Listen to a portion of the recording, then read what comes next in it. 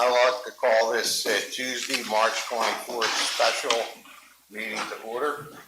Would everybody please rise for a moment of silence and let's remember all those who passed away during the month.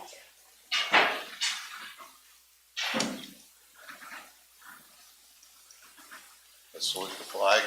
I pledge allegiance to the flag of the United States of America and to the republic for which it stands, one nation, under God, indivisible, with liberty and justice for all.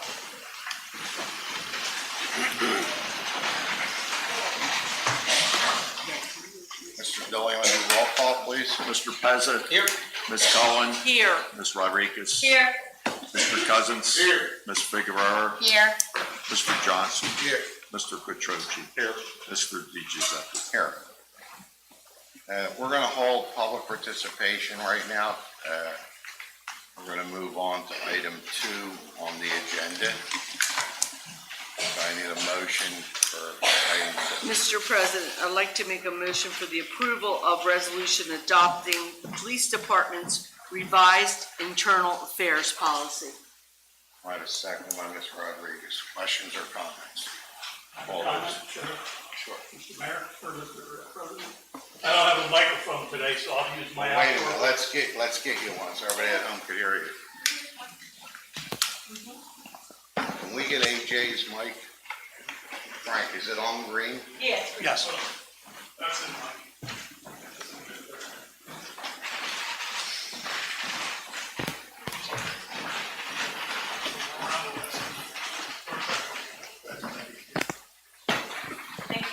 We good?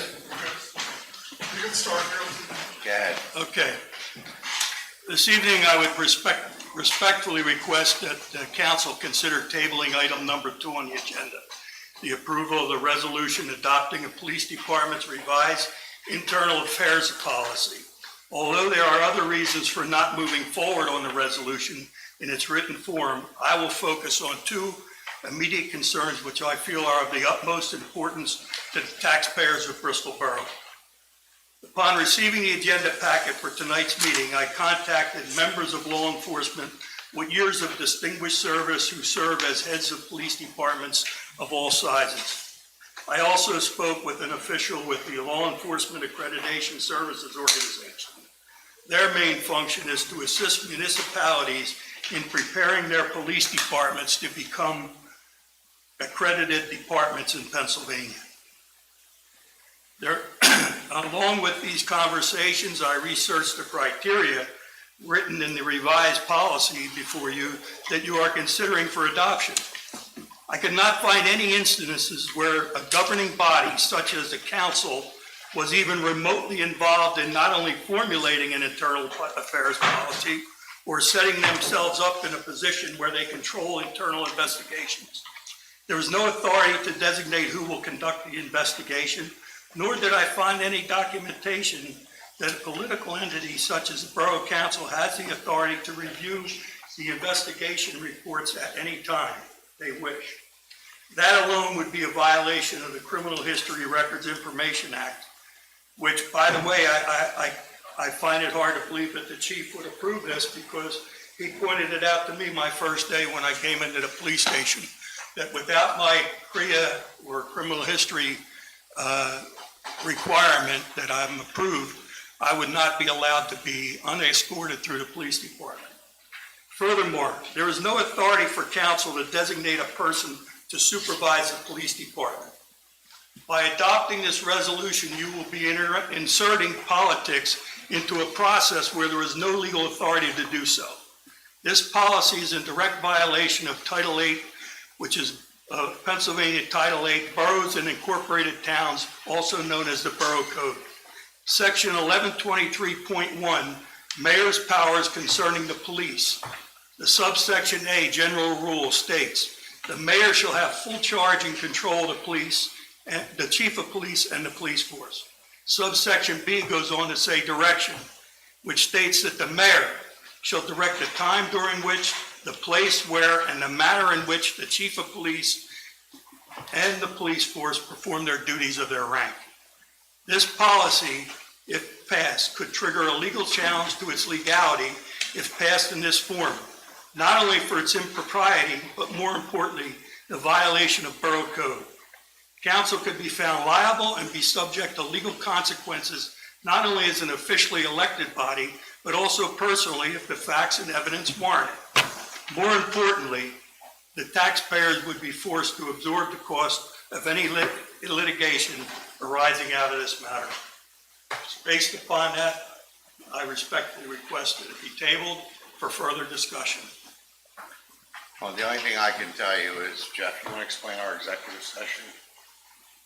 Well, we talked about pending investigations related to police officers, and we are not going to discuss it publicly because it's a personnel-related matter. In addition, we talked about collective bargaining, which is related to the police contract, which is about to be executed. That was the purpose of our 45-minute discussion before the meeting.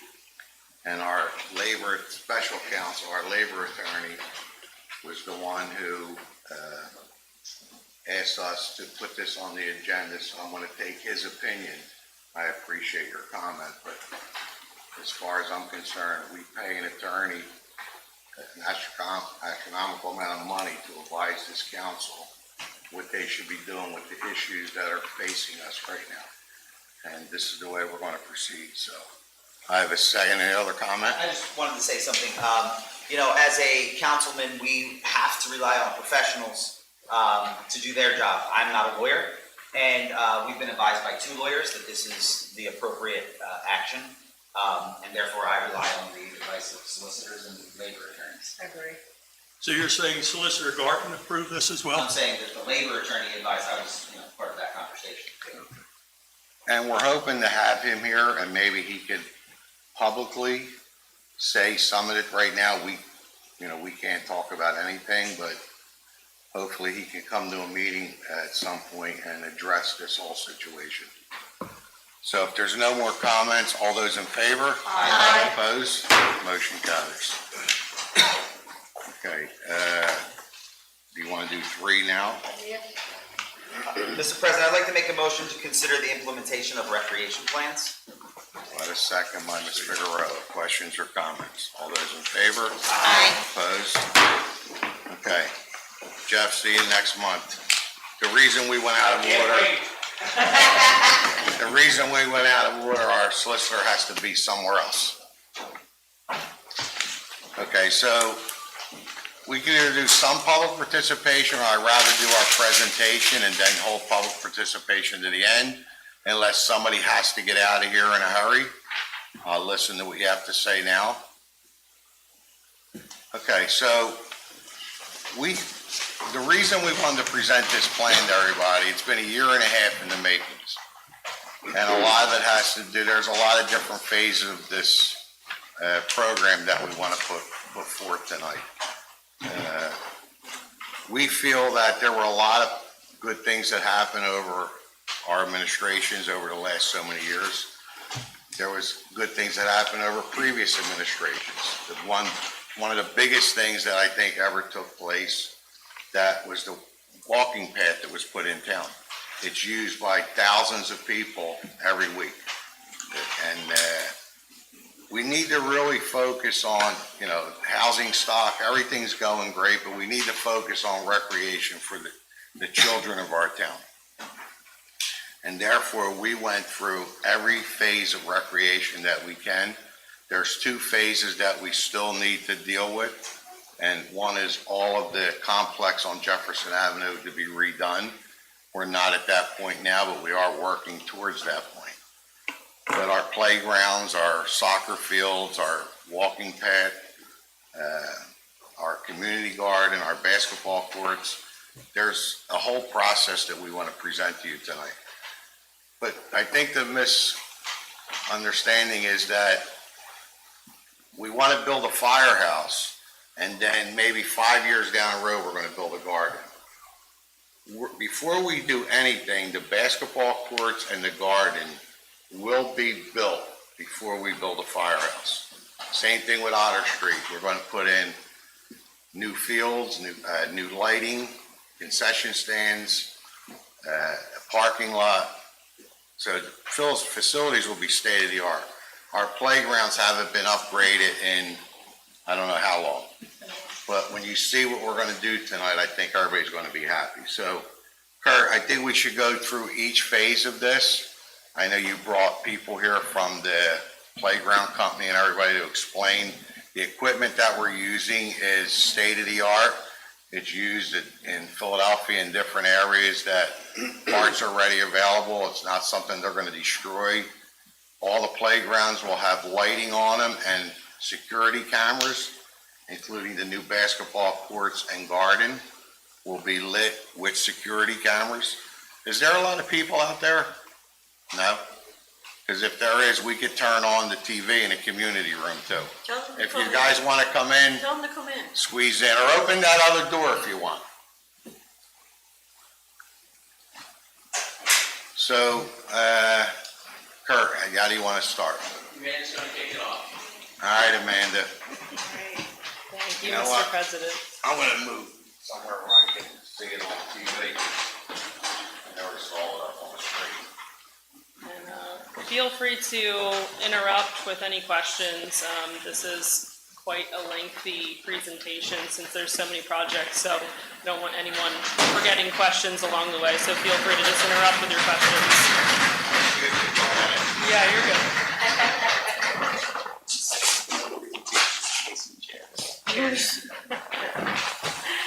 All right, thank you. Well, we're very excited to be here tonight, and we're appreciative to be able to share with you some of the projects and ideas that we've been working on, again, as Ralph mentioned, for the past year and a half or so. I know you all pretty much know Kurt and myself, but we've also brought Will Hemler from General Recreation with us tonight, and he will be discussing the playground projects once we get to them.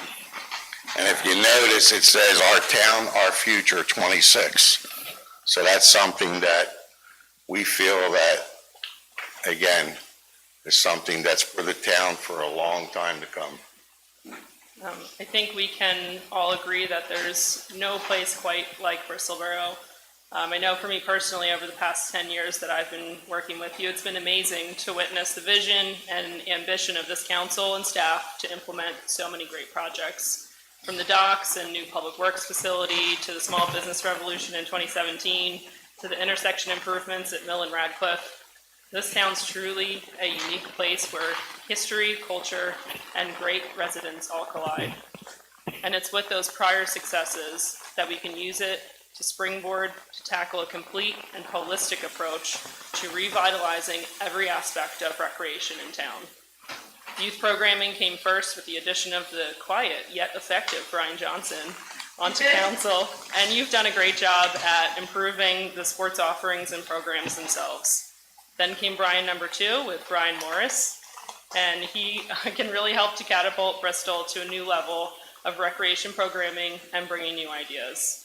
This presentation tonight is the third and final piece where we hope to improve the recreation experience for all residents with new and upgraded facilities and infrastructure. All right, so this is the outline of all the projects that we'll be talking about this evening, and they include Otter Street, which is as Ralph mentioned, the sports fields with new field improvements, as well as the playground and parking lot across the street. We will be upgrading every playground throughout town at Trenton Ave, Pond and Wilson, Spruce. And then we will also be resurfacing the entire length of the Spurline Trail, along with upgrading key intersections where the trail crosses traffic roadways. We will be, as Ralph mentioned, relocating the community garden and the basketball courts to make way for a brand new fire station building. I'll give a quick update on the track improvements that are ongoing, and we'll also be giving an update on the road paving program, which is borough-wide roads that we'll be selecting for paving. And with that, I will pass it over to Kurt, because we're going to start talking about Otter Street. Thank you, Amanda. So the first project that we want to highlight here is the Otter Street parking lot. I think everyone's familiar with the fields and the land that is across from the fields where people are parking now. So on the left-hand side, you can see the current conditions. This is mainly roadway millings and other materials that's been placed there throughout the years. It's discombobulated. It's not, uniform. It's not covered in a surface that's ideal for parking. And the vision is displayed here on the right, which is, as you can see, seems tricky to control, but formalizing this space. On the top of the screen is Otter Street. On the bottom of the screen is Old Route 13. You can see that we're going to be cutting off access from the Old Route 13 side and only providing controlled access from the Otter Street side. It also includes some sidewalk extension to a crosswalk to safely get parents and friends and children back and forth from the parking to the fields. It's going to have some new lighting installed. So we'll have parking area lighting as well as some landscaping and other features like a fence and some guide rail. So this property, its history was it was obtained through the county open space program a number of years ago. So we did consult with the county to ensure that they are supportive of this use on this property, and we did receive that confirmation. So that is what's planned for the parking upgrades. As far as the fields themselves, we are going to show some existing conditions there on the left. This is just kind of looking back at the current conditions of the parking lot. This shows an area where there's existing portable restrooms and trigger happy. There we go.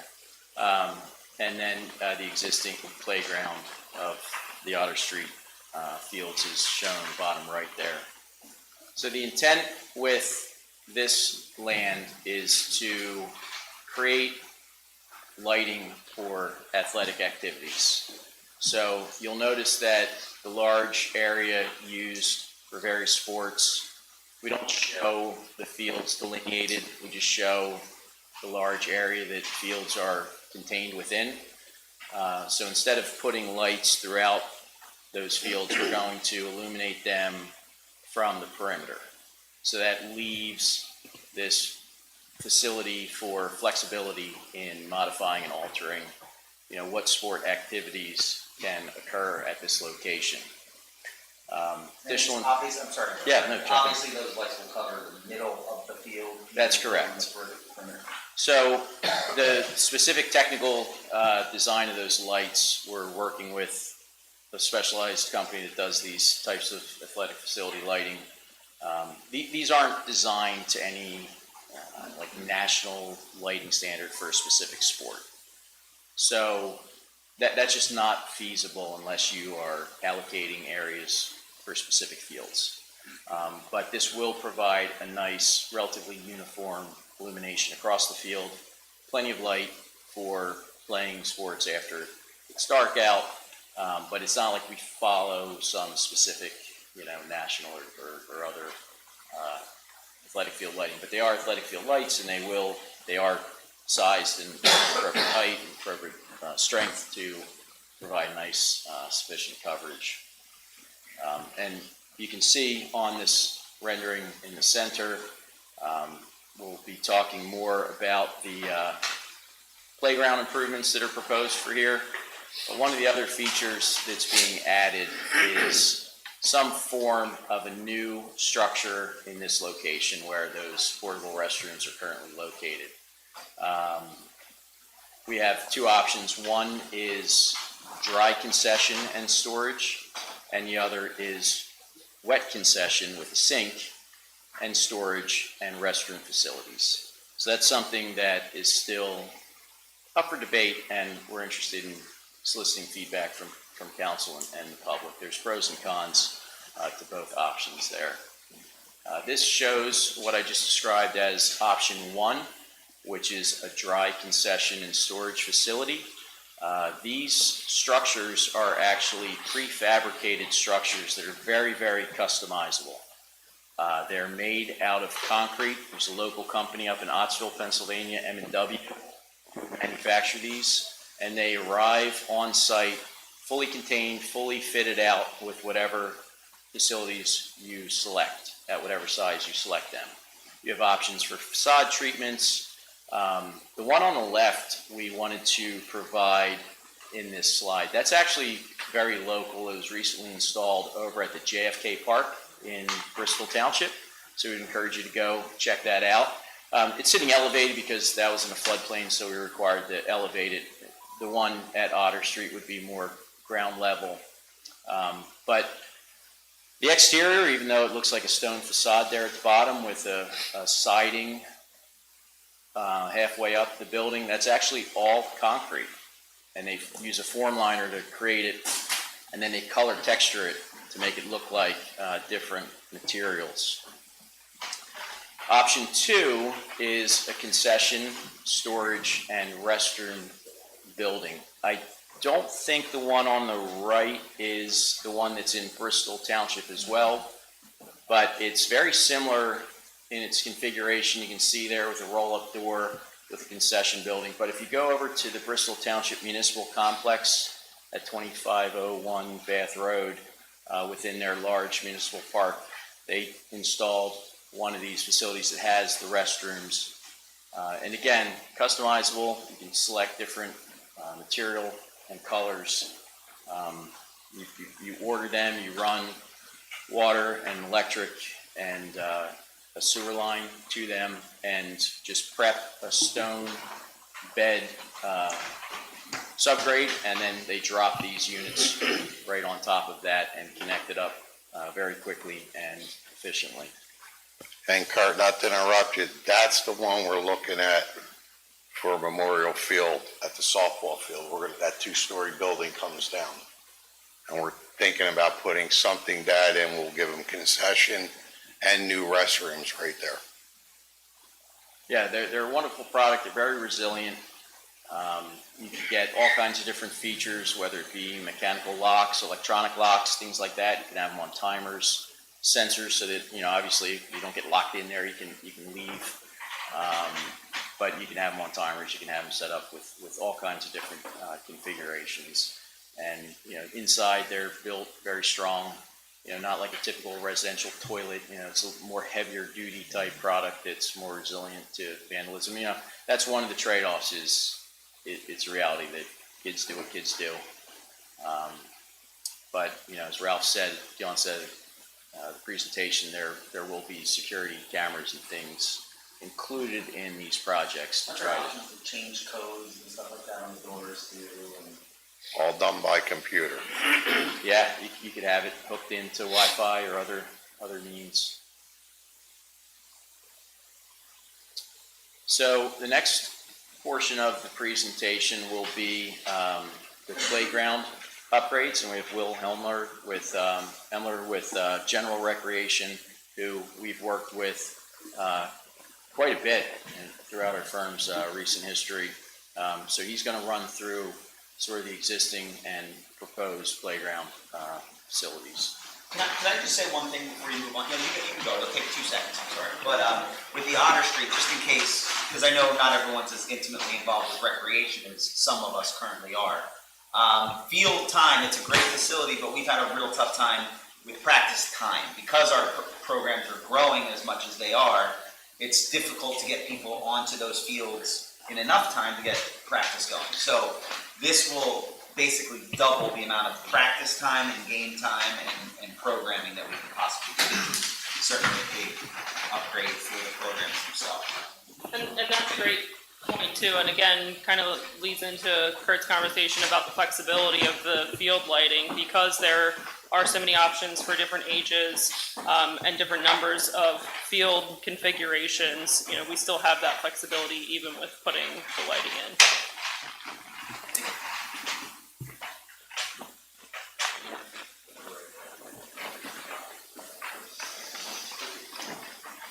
Hello, everyone.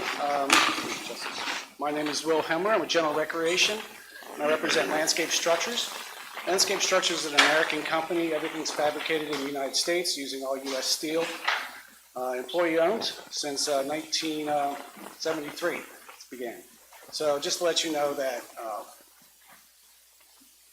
it's a local company, so when parts are needed, any type of support, we're there and easily accessible. So Otter Street, if you look at it, it is an older structure. The existing structure has a swing set. It has basically a 2 to 12 structure age group, and it's accessible, but it's what we call static play, where you go up the structure, through a deck, down a slide, and repeat. So it doesn't give you a lot of options as far as upgrades or as far as play experience. You can see it's mainly slides on the main structure. And what we're proposing is fully updated. The net structures, what they offer is completely different than what the original structures do. The original structure, again, it's called scripted, really, because you go up one way and use it one way. Where this structures, you can use it from many different angles. It's high capacity, so children can use it from across the whole structure. And it has many built-in little places for cozy spots, challenging tight ropes on the inside for the main structure, but it's also accessible. So there's handicap accessible seesaws that have high backs. So that gives everybody a chance to, if they need that extra core support, sit there and participate, and it's inclusive in that sense. Instead of just having one person use it, it holds up to 4, 5, 6 people can use it at the same time. Same with the spinner. It's ADA accessible. It's at a transfer height for wheelchair users, but again, allows everybody to use it together and be able to do spinning, which is a great thing. We talk about inclusive. We want to talk about vestibular and proprioception as play experiences, and you can get that from spinners and these rockers.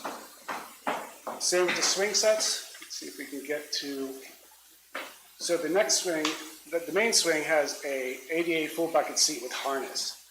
So that's again for users that really need that extra support, where the harness can lock them in, give them the support to get that to and fro experience, as well as multi-generational. So even parents and adults can also use the equipment together.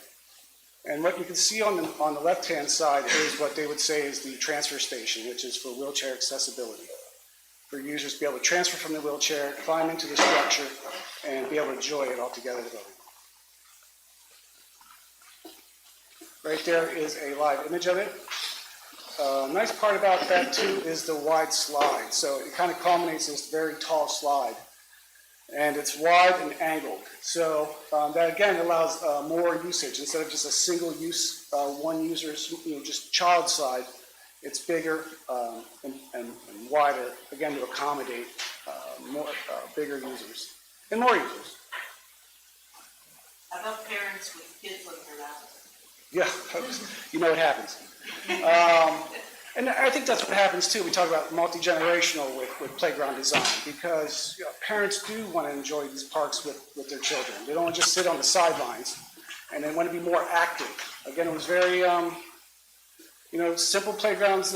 The history of playgrounds kind of started with, let's just try to get something to a tall slide and go down it. And then let's put more slides on it. And then slowly started putting more climbers on it. And then you want to go with climbers that, again, that aren't static. Because if a climber is always predictable, it's always the same motion, no matter what you do. It gets boring very quickly. So by implementing these kind of structures with the nets, we do both. Because when you have this kind of flexibility in the netting systems, as a child plays on it, another child will go and play on it, and they have to be responsive to each other's bodies and their weight and the distributions, and it causes, a lot more fun can be had that way. And then, you know, of course, the playground manufacturing company, we wanted to be like, well, how do we make it even more fun? So we put in kind of like, you know, challenging courses throughout the middle of it and inside of it. So that way, children can really decide how they want to use it, how they want to approach it, how they want to play on it, instead of you telling them how this is the only way to use it. So it's a lot more imaginative, and then even within that, we talk about socialization. You know, so we want to have these kind of perching spaces and spots to sit so children can talk, socialize together, kind of play together, think about how they want to re-engage, take a break, go back at it, and hit it again in a different way. So again, it might be the same structure, but there's so many ways to approach it and play on it that it keeps it very, very interesting. Will there be any benches for people to sit on? Absolutely, yep. All the designs have benches incorporated into them with backs for support. And then even the benches are a great idea to have in the park design, because we call it, you know, a staging area. So when you're going into the park, a lot of times, depending, you know, different children's needs, how they can take a break, they can think about how they want to approach the play space and engage it, but it's also calming space. So when they leave the park, before they get back in the car and everything, calm down, or wherever they needed, get situated again, and then can leave the park. So it's staging and calming. So it's good to have those kind of site amenities for parks.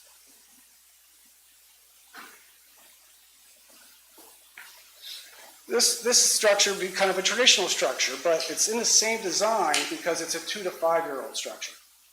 And this is where you want to kind of have that balance of a typical type foot and hand placement with handholds, and where they're learning their balance and they're going up the steps, and they want to get that sensation of a slide, but the slides aren't too high, and same with just different climbers on it. And you want to have added shade for the youngest kids especially. So give that opportunity. So a lot of times you have shade under the deck for that, you have a roof for that, you know. So that makes sense when you are trying to design a park, because not only that, ASTM regulations is you want a 5 to 12 area and you want a 2 to 5 area. They break it up. Years ago it was 2 to 12, catch-all. It was just like, it works for everybody, but it was a terrible 2 to 5 structure, and it was a terrible 5 to 12 structure, per se. As things go, all things being equal nowadays, because it's just what we can design now. Back then, it was the best you could do. You know, we were designing playgrounds back then too, and so to see this kind of modern change from something like this to, how do I go back?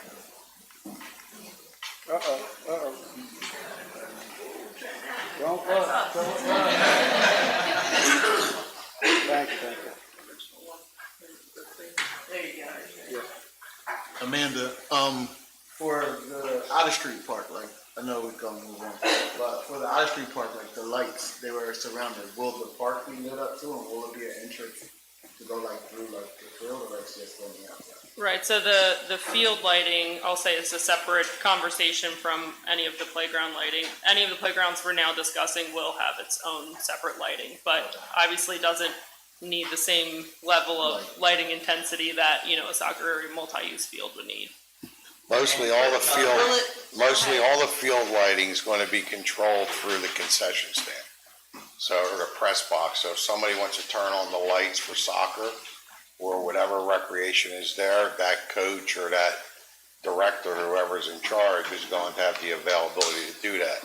If there's nobody playing, like there's no soccer going on or anything, the playground still will be lit for kids to use them. And if we elect to say, okay, they go off at a certain time, then like the basketball courts, we're not going to let them play basketball till 2 o'clock in the morning. So at a certain time, them lights will go off. And our main thing, meeting with Will numerous times, was we wanted to make sure they were handicap accessible, where wheelchairs, kids can get in and enjoy the same experience that everybody else is enjoying on the playground. So that was a major factor. When we met on site, the one thing we did talk about, that, correct me if I'm wrong, Brian Lee, there, was having an entrance from the field itself as well. A lot of, you know, siblings, one kid, one brother or sister might be playing on the field, the other one wants to use the playground, parents keep an eye on, be able to access. Yeah, absolutely. Yeah. Did you have a question, Lighting, Larry? just for, I mean, it seems to be a lot of lighting Street, the lighting will not impact residents that are on the street, correct? It won't. Everything is gonna be focused toward the field. Right, yeah, Exactly. working with our, I'm just making sure. yeah, working with our lighting vendor, now with the LED sports lighting, it is quite easy for them to get that directional lighting, so it's the appropriate level on the actual sports field, but there really is virtually no spillover outside of the field area. Did you have a question, Lorraine? No, Are you good? it was answered. Okay. About the other gate on the other All side. right, Gotcha. go ahead, Will. So you brought up visibility, it's kind of a good thing too. That's why a lot of these structures now, you really want to be able to see through it, not a lot of places to hide. Again, why parents like that so much. I'm going to keep an eye on your child. There's lots of playgrounds around where they can hide. Anybody can hide them, and you've got to figure out how you're going to find them. So high visibility is great, especially even for, even police or supervisors also to drive by and easily be able to see through the park and across the park. So we wanted to make sure that was implemented in the designs as well. And again, on the left is where the transfer stations that you're talking about for handicap accessibility to meet ADA regulations. ADA regulations also require that we meet so many ground level components, so many components that elevated. There's also an accessible pathway through each playground design, and there's also parking and radius for turning radiuses that are in the play areas as well. And so our designs absolutely, we can't do a design if it doesn't meet ADA regulations. Same with ASTM guidelines too. What about the surface? What is the surface going to be? The surfacing proposed is EWF, it's engineered wood fiber. It is wheelchair accessible, but it's a wood fiber. And, it does need to be dressed, does need to be maintained from time So to it time. won't be rubber. No, it's not rubber. Thank God. Great for drainage as well. But it does have being maintained, but it's the value of it. It's very inexpensive compared to, say, cord rubber, which is fantastically warm. So I think that's, it's a good budget choice, but it also is tried and true across many municipalities and school districts. Does that material still have a resiliency of the rubber in there? Yeah, it just has to be a minimum of 9 inches in depth. Usually put it over about 4 inches of stones because you want to keep water out of it. Just make sure, because it's wood, so it'll deteriorate quicker if you don't have proper drainage. But ASTM requires 9-inch minimum. A lot of times, the specification would be typical to see 12 inches, because then it's 9 inches after compaction.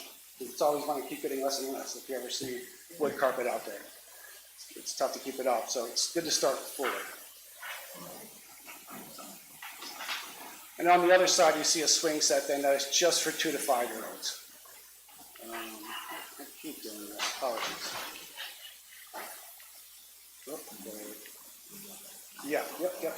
So again, we have one on the 5 to 12 side area, and then we have 2 to 5. So we want to separate the age groups on this one, so we have designated play spaces for both age groups. Movie trend? Okay. Trenton, I think all these playgrounds probably happened around the same time, a long time ago. And, so a very typical of the Otter Street design. And that's the rubber surfacing. Looks like it's loose fill rubber, and that's hard to maintain. It travels, disappears, washes away. Kids stuff their pockets full of them, walk away. To never be seen again. Yes. So, but that's indicative of all the parks have that. And again, these are your traditional structures. And again, we're something, and they were great at their time, but now updated play experiences is really the goal of every design we want to come up with. So, yeah. Again, we have a separate 2 to 5 area for this one. That 2 to 5 area, just the structure by itself, is about 16 different play experiences on it for itself, with different sensory needs, tactile, visual, auditory, capture those. It also has the multi-user suite seesaw. But this one also goes, let's see if I can, let me just, here's the structure. I'll go back to that other one. So here's a 2 to 5, so you can see where it has, it's kind of like a climbing belt bridge. It has a socialization table on the side, it has bongos, bells. It also has a racetrack built in for matchbox cars. You drop it, it goes around the structure. It's pretty good. Has classic tunnels, so and a lot of touch on it too. Again, that's one of when we talk about having sensory playgrounds. You try to touch tactile, sensory, auditory as part of that.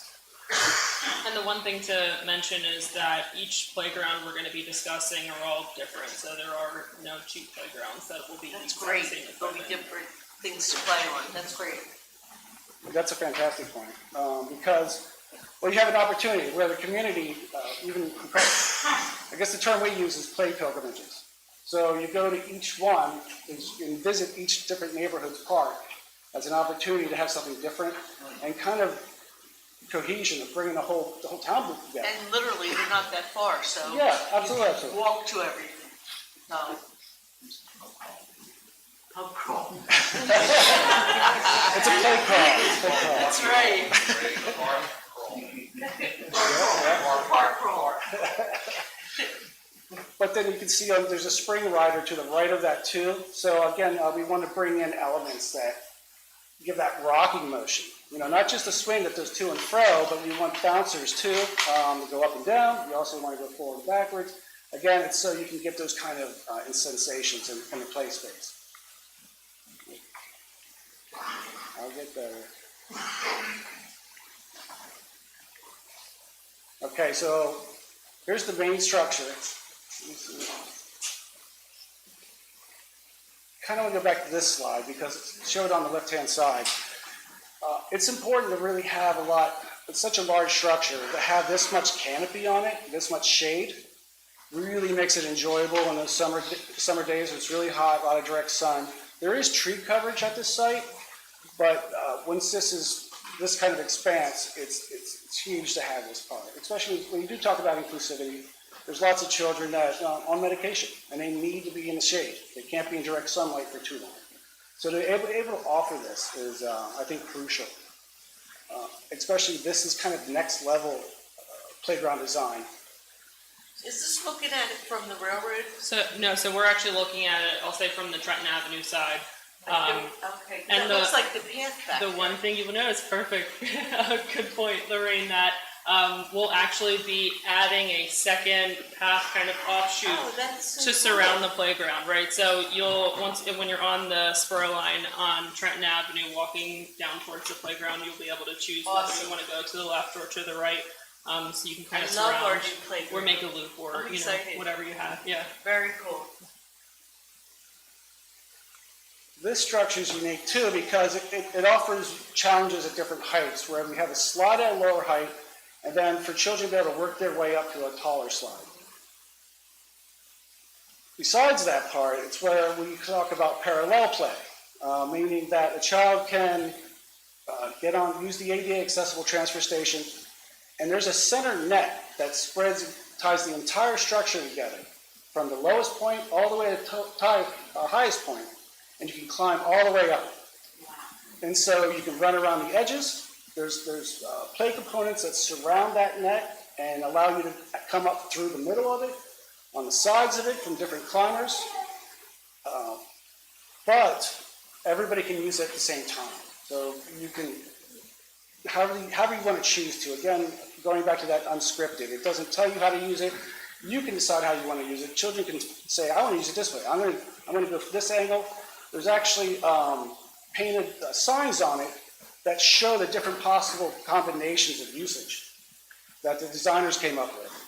And they can, they call out those numbers of which way you want to go this time. So it helps, helps give them ideas, but at the end of the day, it's, they're in charge of their own imagination, and for them to enjoy how to use it. There's lots of places to sit, there's lots of shade in it, there's hangout spots, there's little rockers built in, so you get that sensory motion with when I do a lot of playgrounds with Bucks County Intermediate Unit as well, and we try to figure out how to get those kind of rocking sensations in different places. And this structure has it already built in, which is, I think is genius. What I do like about each of the structures being proposed is this: they all started in our custom capacity. At 3 times the cost they are now, because it was the first one ever built. But they're, fantastic. We had to. Can I interrupt you 1 second? Of course. You're talking too far from the mic. I'm You sorry. gotta get closer and louder. They can't hear you at home. Okay, gotcha. Every one of these My structures. phone's blowing up because nobody can Is it? hear you. Okay. Well, thank you. Each one of these structures started out in our custom world. Unique attachments, netting systems, different types of climbers that do all these things for next level. And I think it's a great value to go with these instead of traditional structures. Because again, you get all that benefit of all that original R&D and all those interesting pieces and components at a much less price, because we're able to, from a manufacturing standpoint, able to standardize it more. The one thing to note is that this slide is titled Option 1. For Trenton Avenue Playground, we do have 2 options for that main equipment component. So this is the first one you'll see, and then on subsequent slides, we do have a second option. So this is, second option is the same, all in the independent play components that you see, but it's the main structure that changes. This structure, what's different about this one is it's fully accessible, 12-foot tower, offers a 12-foot slide. The other one has an 88-inch slide.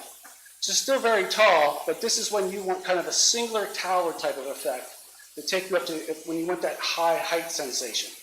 And there's a spiral belting going all the way up.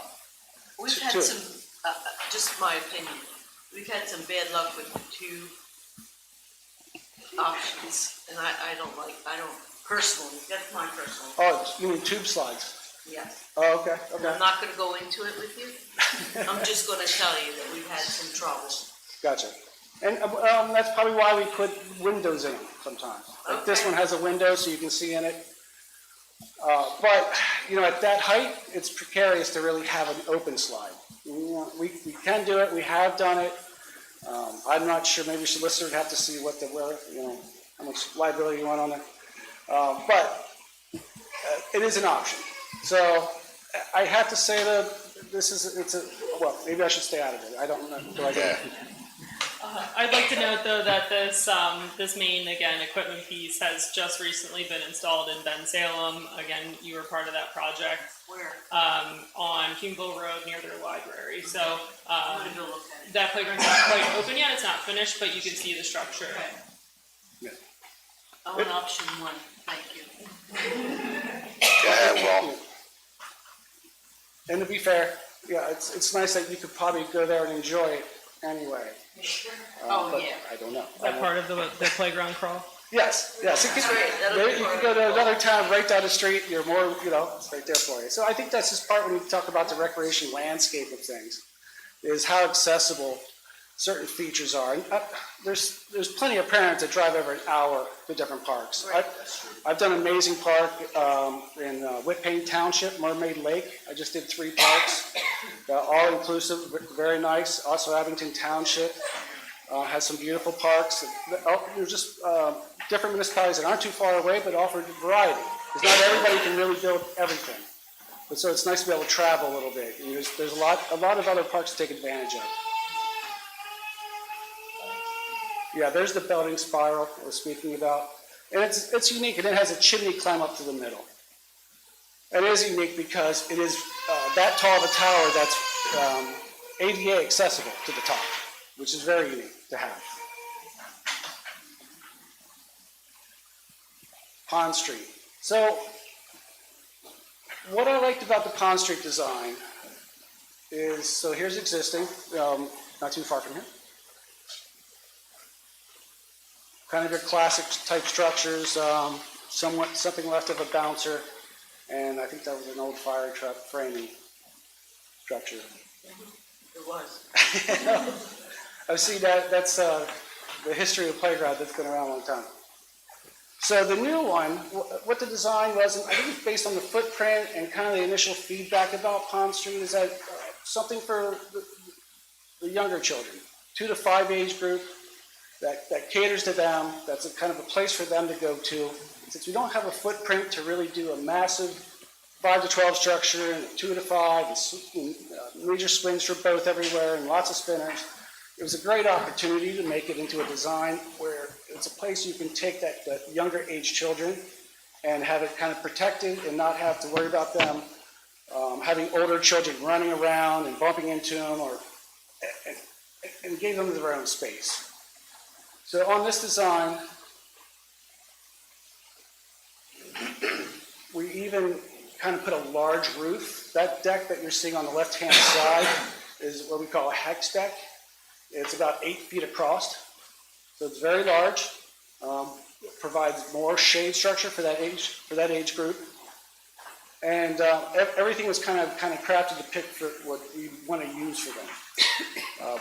Steppers, because you're working on agility, you're working on balance, socialization, and so each of these pieces kind of accomplish that. Double slides, they can slide down together, but it's a smaller slide and a straight slide. Very predictable, very safe. The spinner on the left-hand side is one of my favorites because it probably holds 8 or so 5-year-olds. And it has high back, so it's at a transfer height, so wheelchair users can roll up, transfer from it, and slide into the spinner and use it as with their friends and family. But it also has the high back supports that wing up. So again, if you need that core support, they have those seats in there built in for them as well.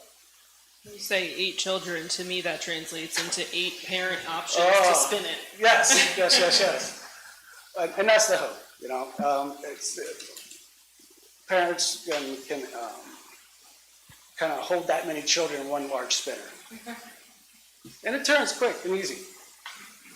And then we also have play activity panels that are mixed in that are wheelchair accessible, but also musical, tactile, visual, auditory. Again, everything that we're trying to accomplish that kind of hits those notes in good design.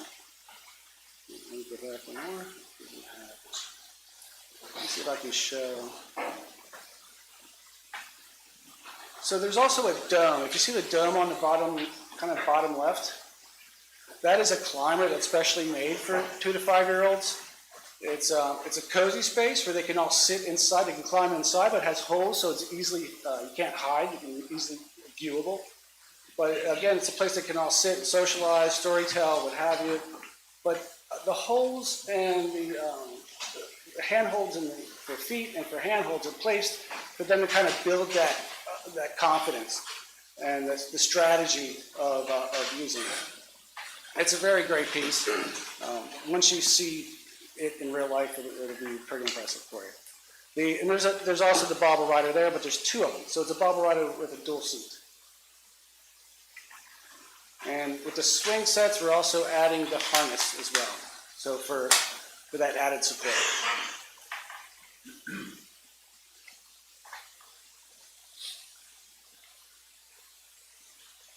Spruce trees. Again, very typical structure that we've been seeing and that we're working through. Swings and a 2 to 12 structure. 2 slides and a typical climber. So a new one. So here's where we're talking about that, having that bench at the entrance for a staging area.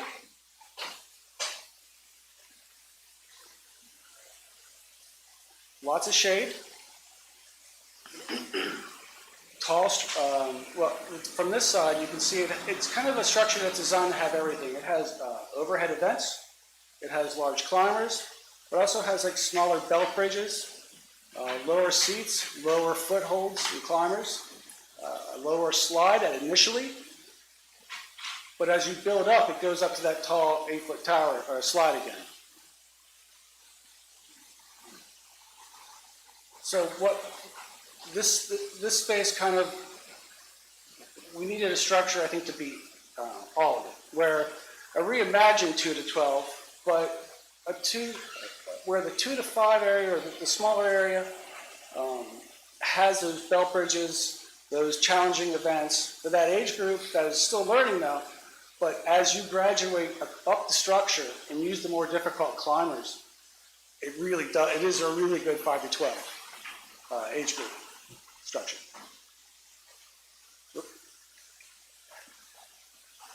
And then we also still was able to put in a 2-bay swing set where we have one bay is for 2 to 5-year-olds, and the second bay is for technically 2 to 12, but it would be for 5 to 12-year-olds. And then we got a bouncer in there for additional movement. 2 more benches. Any questions on all the playgrounds at this point?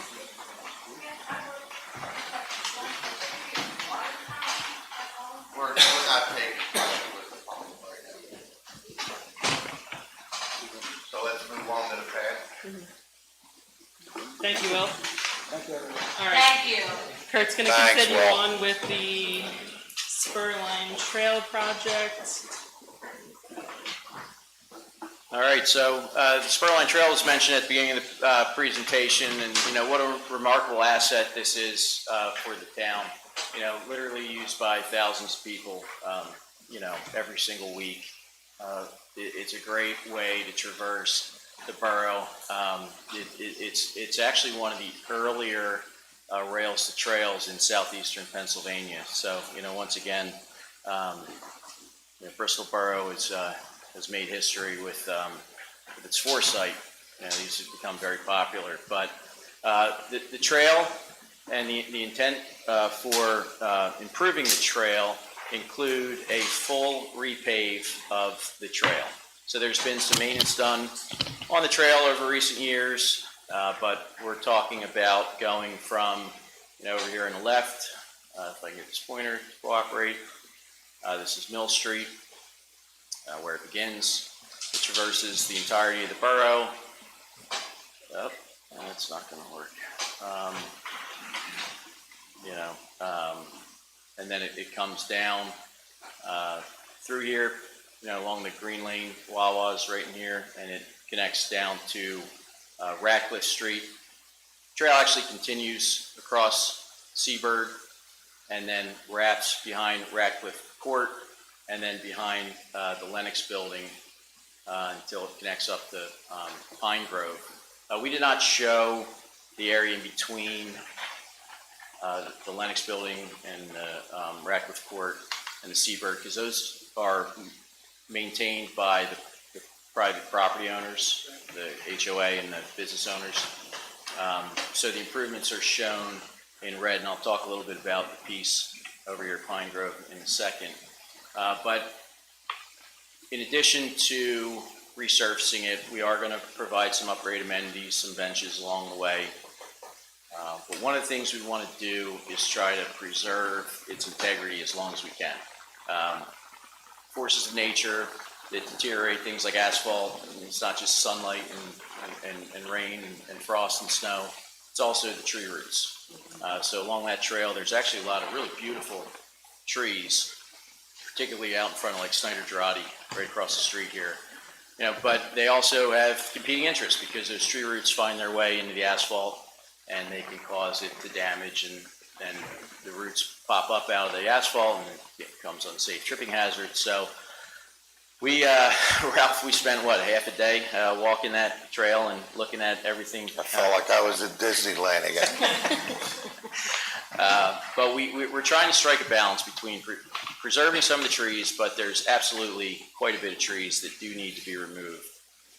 But we're going to use a combination of tree removal and also a root barrier system, which will be installed adjacent to the trail, the roots try to penetrate past it and then they stop. It's a barrier that prevents that from happening. So in addition to paving the trail, there's also along the trail a lot of pocket parking that exists within the property in which the spur line exists. So right now they're mainly gravel, and we're looking to formalize that by paving those pocket park areas and where we can, maximize the amount of parking that exists there. Can I ask you a question, with the, Spurline Park behind here, behind Riverview and, along the river where we said, the HOA maintains it, which I understand that as well. The condition of it is pretty good at this point. I mean, I don't know if this would be a question for Mr. Dillon or for Jeff moving forward, but in the event that did need to be replaced. They have to replace They it. have to replace it. So Lennox owns the stretch behind Lennox, Right. and the new condos that were just built in townhouses, their HOA has to maintain that. I know that they maintain it, but did we put it in? It's all in an agreement. They Yeah, they maintenance put it in, agreements. Right, that's what I'm asking. yeah, and they'll maintain it. Yeah, Ratcliffe Court actually relocated that trail a little bit, and they have, and there's been instances where even recently, Mr. Dillon will reach out to them. Yeah, no, I've been back there with them with benches and trash cans and all that kind of stuff. I just wanted to make sure that we were clear about that moving forward. Sure. Crystal, What's that? crystal clear. So this is the pond and Doran Street, pocket parking area. This is, Dorrance and Washington. This is Washington and Lafayette. Kurt, what is it that we're doing to them to make them, are we making it wider to maximize the parking space, or? Yeah, so we're generally following the footprint. There are some areas where we'll widen it or square it off. It's kind of irregular shaped now. So we're trying to provide with these renderings, showing more uniform cartway widths and formalized parking spaces, but still preserving and protecting. You'll see that there's some areas that are like hatched out, if somebody's gaining access off of that pocket parking. So they'll preserve their access the way that they have it today. This is Lafayette and Jefferson Street. You can see there's two areas there. Again, just kind of squaring it off and providing safe and efficient parking in those areas.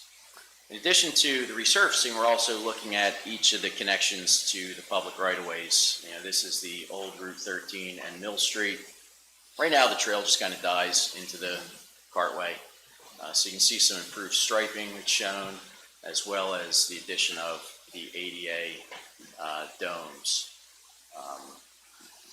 Typical to like a curb ramp that you would see throughout town that have been replaced over the years. Again, here similarly is the Grundy Towers crossing. So again, improvements there. You can see the addition of the pedestrian crossing signage, just to add some additional safety between vehicles and pedestrians. This is an improvement. This is the corner of Pond and Beaver Street. There's a landscape bed that's there now that's tired, and there's also a matted down area where everybody's cutting through anyways. So the objective here is to open that up, make it a nice, somewhat of a gateway treatment. So when you're driving by, it's got the aesthetics, but it's also got the functionality of the added connection points there to the intersection. This is Trenton and Cleveland Street. You can see the playground in the back that's being upgraded. You saw all those nice renderings moments ago. But what we noticed in this is the existing conditions. A lot of these intersections along Trenton, the trail comes right out to the center of the intersection, which is not good modern design. So they are now being relocated to their appropriate points, where you can see here on the right and left, and then the crosswalks are being added where they belong with ADA curb ramps as well, some of which have already been installed. That is so needed there. And this is one example, but obviously this happens multiple times along Trenton Avenue, so they would all be replaced. Necessary, very good. Same with this at Trenton and Railroad. Currently, the crosswalk the trail enters about here, and it comes diagonal across this intersection. So the idea is to relocate the trail and provide a more typical crosswalk configuration. So this is that Pine Grove piece, and what exists out there now is the trail just kind of ends here into the sidewalk. There's like a piece of sidewalk somewhere along that corridor, but we wanted to connect that trail back out to Ratcliffe Street. So that'll be, this is the only section where we're actually adding a piece of the trail. And just kind of jumping back to the slide that shows the overall trail, just giving you a little context of why that's being added. We want to, it's a lot of slides, I gotta go back through here. Sorry about that. But what it'll do is it'll actually provide, and this was in one of the studies that we had done years ago called the Walkworks study. It looked for gaps in trails and ways to connect things. So now, you know, as you come along the trail, you'll actually be able to close that loop back onto Ratcliffe, and so you can circle this entire corridor and head back down the trail like that. So that's an important piece that we're excited about. Let's get back to where we are. Next but not least. Kurt, I have a question. Are you addressing the trail at Beaver Street and Pond? Because right now, if you're walking the path, really legally, I guess you're supposed to walk up to the intersection, cross there, and then walk back again. Nobody does it. Yeah, I would say we're actually doing the final leg of that, because we did make the improvements, as you recall, moving that crossing that was mid-block, and it was not at the intersection. So we already have installed the crosswalk up at the intersection where it belongs, and you saw the other side. But nobody uses it. There's still connection. Yeah, we can only do. No, I mean, it's not convenient. It's not, the path is here and the intersection's. Yeah, we are going to make 100 improvements feet away. on the opposite side of the slide that we showed to better, I'd say, deter by removing a section of the trail to guide people to the It moves intersection. the trail. Yeah. And I realize with the school being there, you have some other issues with. Yeah, it's a lot of activity there, school dismissal. It was a problem where it was, so it's been moved to the intersection. This is going to be the completion of that, to realign that side of it and eliminate the connection there. We've had discussions, you know, maybe there's a need to put up sections of fencing or other things to really try to deter people from cutting across there. But, you know, you can only do so much.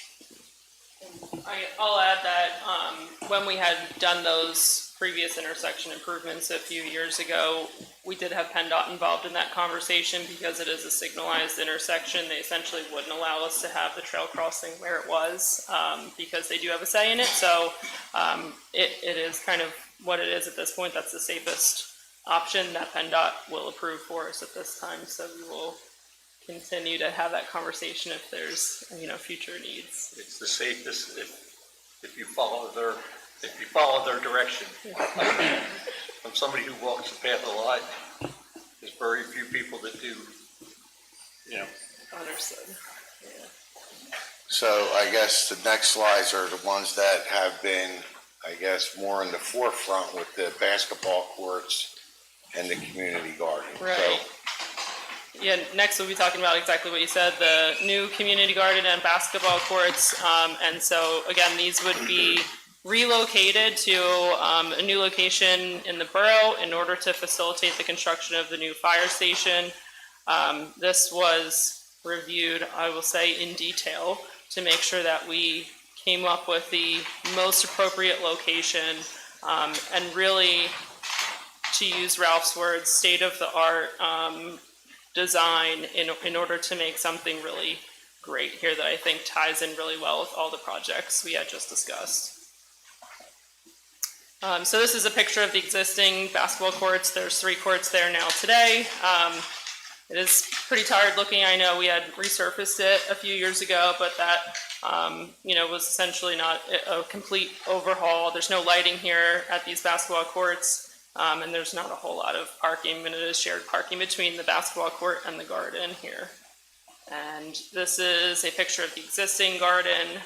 There's a pavilion and a shed, and there, you know, it is very used community garden, and there are There's a lot of activity there, but again, not quite probably enough parking, and the amenities just aren't probably exactly useful for what the garden needs are.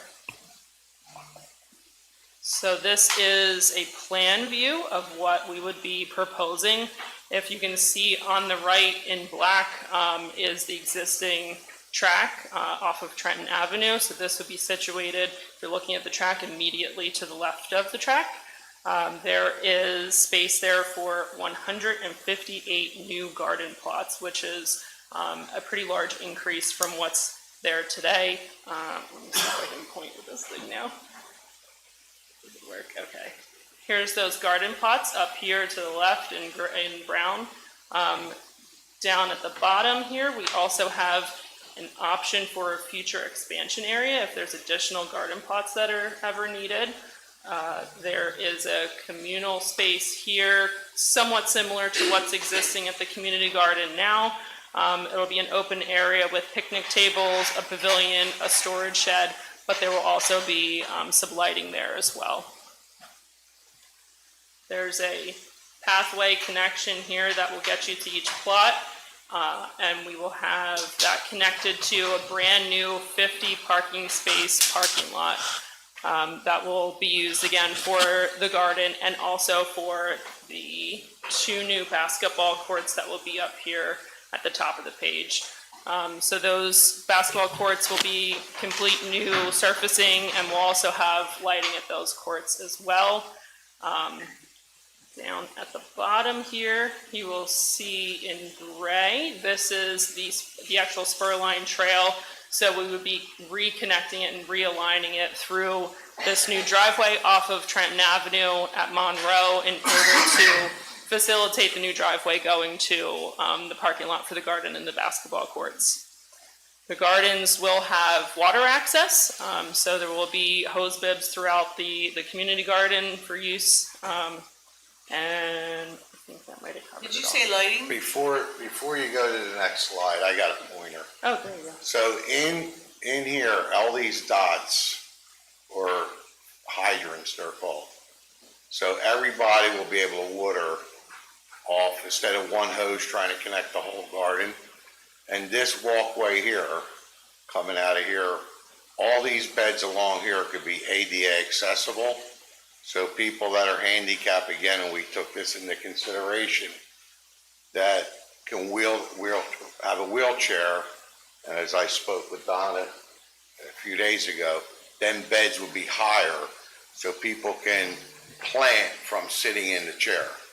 So I think we thought of everything, but there's a lot of stuff that, you know, to get into every little thing here, but the pavilion,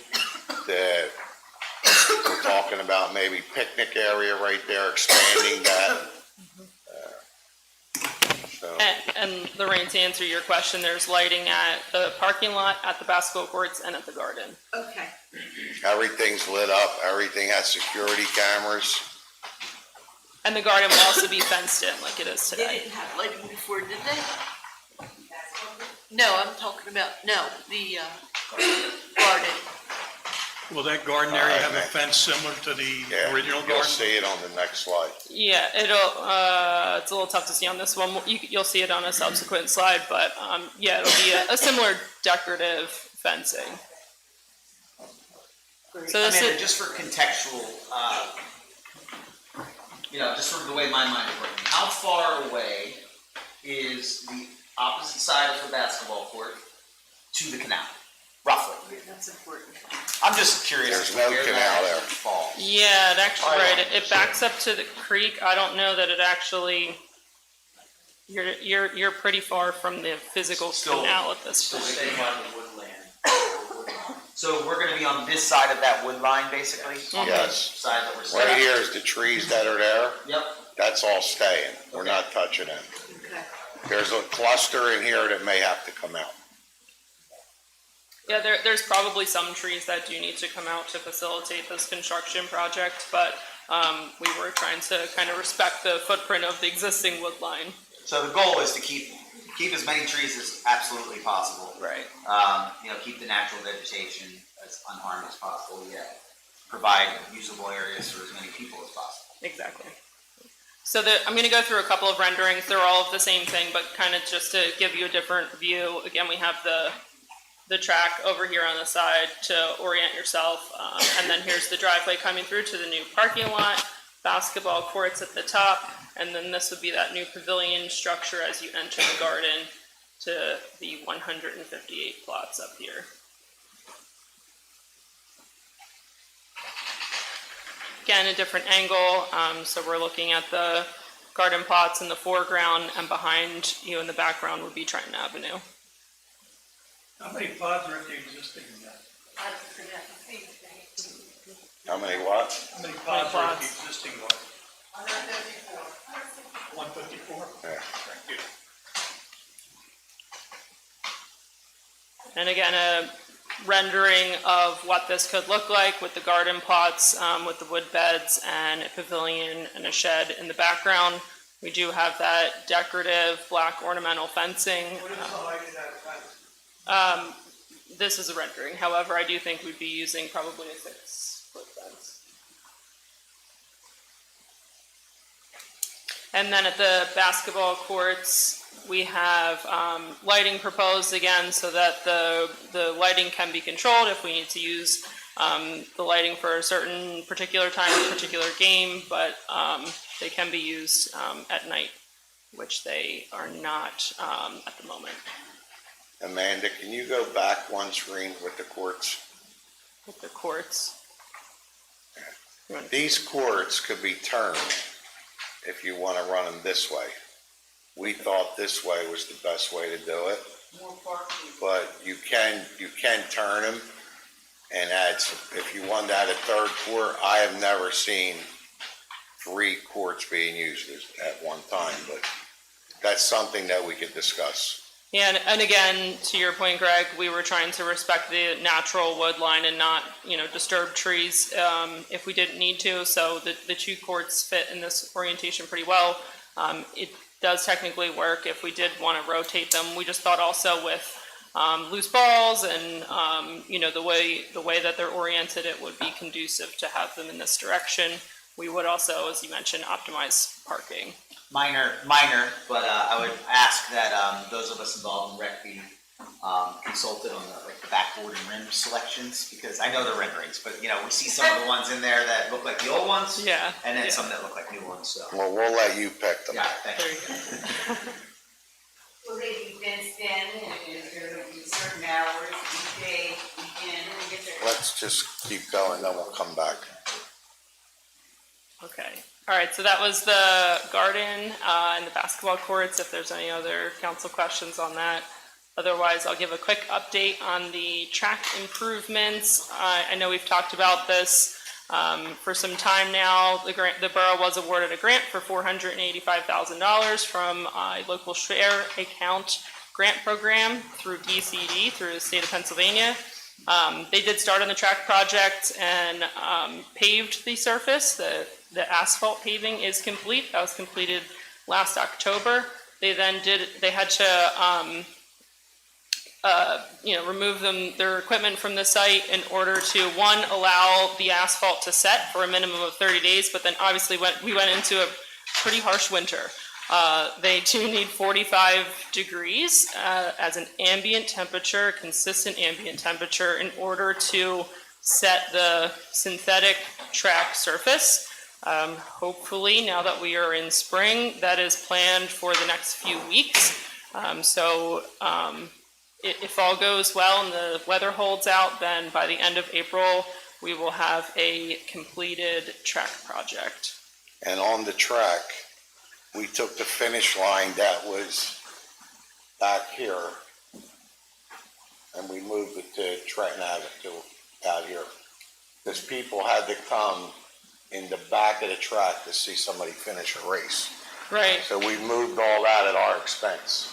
Right, so in order to facilitate, that's not just simple striping, there is obviously striping that's involved with moving the start and finish lines, but we did actually, if you notice, there's these straightaway pieces that are part of certain events for track and field, and that would be required to be relocated as well if you are you are moving the finish line. So they have now been since relocated down to this leg, and that's where the finish line will be going forward.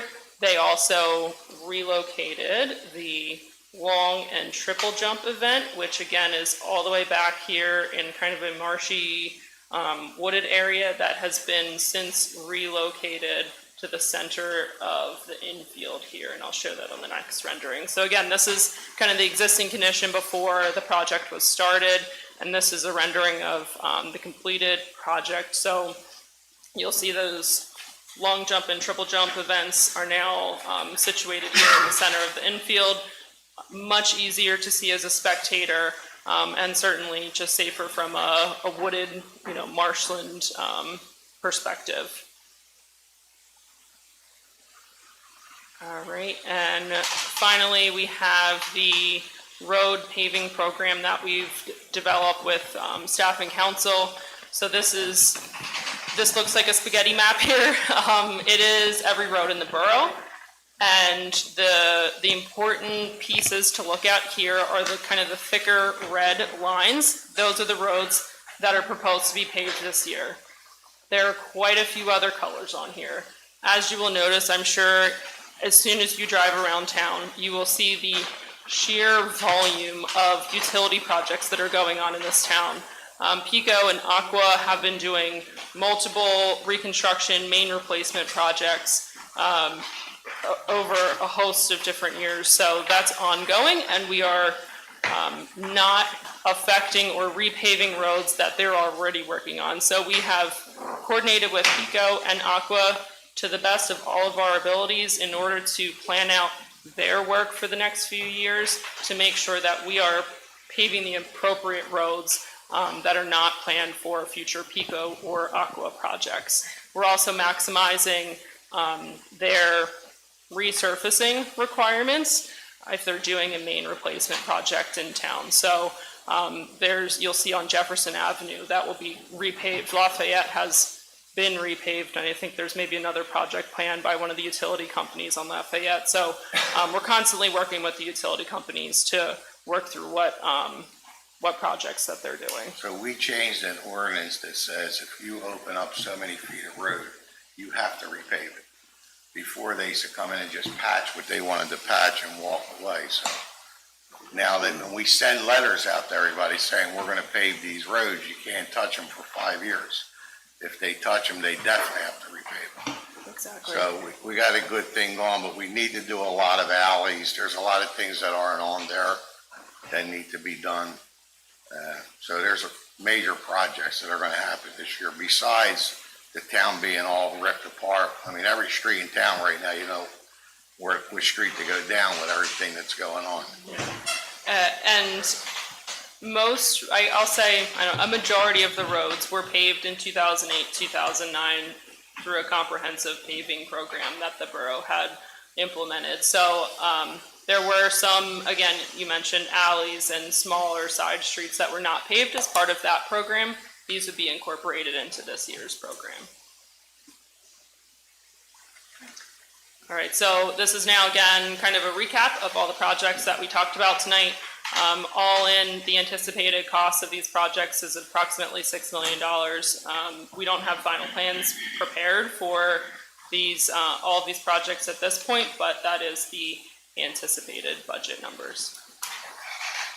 So what we did tonight, item 3, was to have the borough manager start getting bids for anybody that can start these projects that's CoStar. So the playground company is CoStar. So we can have him bid the job, award the job, and we don't have to wait here 6 months trying to get something started. Absolutely. Our main goal is to get Otter Street up and running before soccer season. It's going to be a stretch, but we're going to push to get the parking lot done, get all the light bases in. The lights we may be waiting for. The concession stand used to be, 6 months? Now it's down to a few weeks. Yeah, it's like 10 to 14 weeks, I think, is their lead time now. It went from, we could cut that time in half. Mm-hmm. And they're cement structure, so that just gets plopped in, everything's in it, ready to go.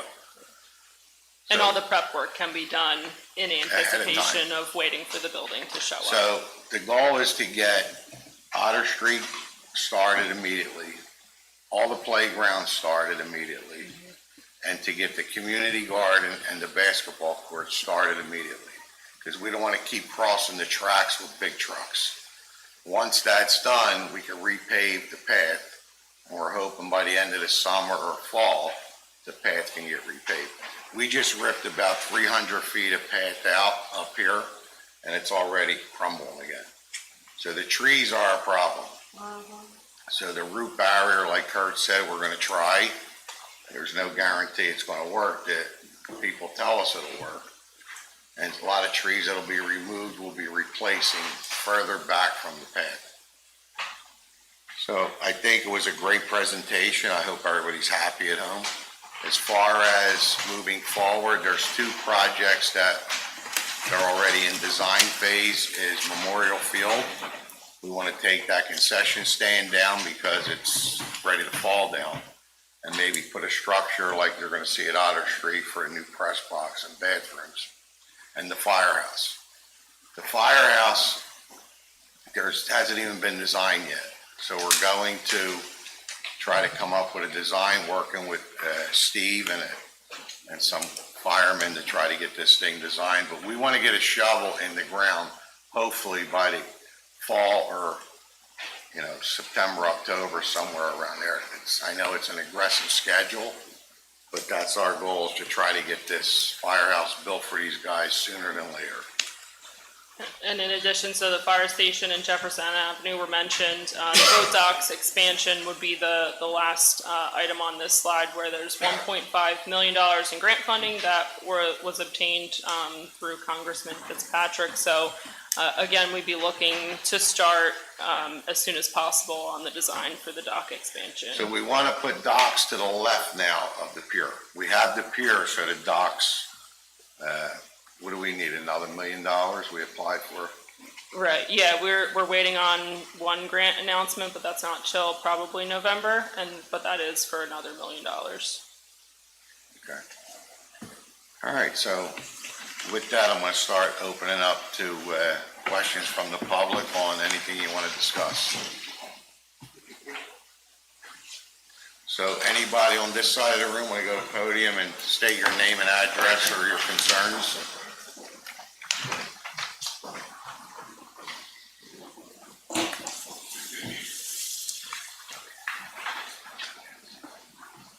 Hi, my name is Rebecca Brooks, 345 Penn Street. What is it? 345 Penn Street. I have a couple questions regarding the current location of the garden, community garden and basketball courts. My understanding is there's a deed restriction on future use, that has to be open park space.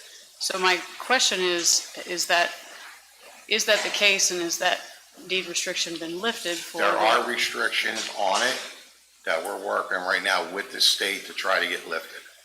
So Okay. until that's been resolved, we won't be building anything. But we won't be building a garden or basketball courts either. So we gotta put the whole package together. Right.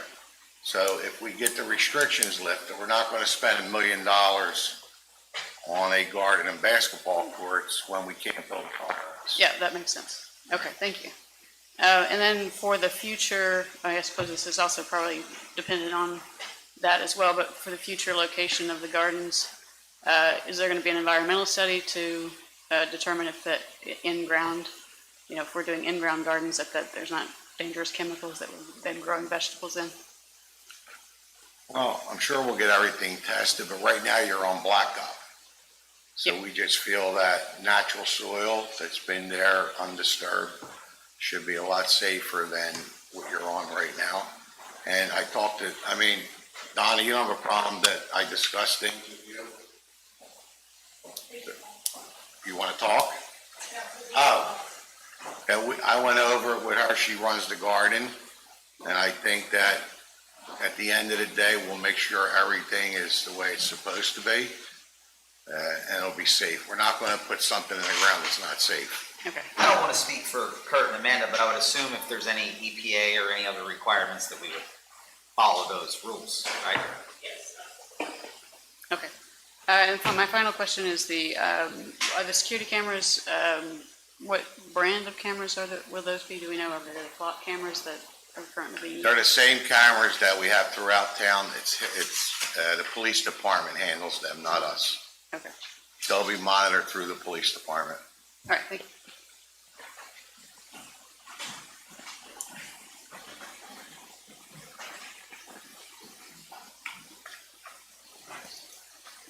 Hello, Elisa Miles, Radcliffe Street. I'm glad I came today. It's really great to see that you're doing a big recreation refresh. I think Bristol needs that. I'm relatively new in Bristol. I've been here 3 years, and before that I was in Newtown Borough and I was chair of the recreation board there. So we built 2 playgrounds there, and before that I built a playground in Philadelphia. So I didn't know I was getting a playground presentation tonight, so I like that, familiar.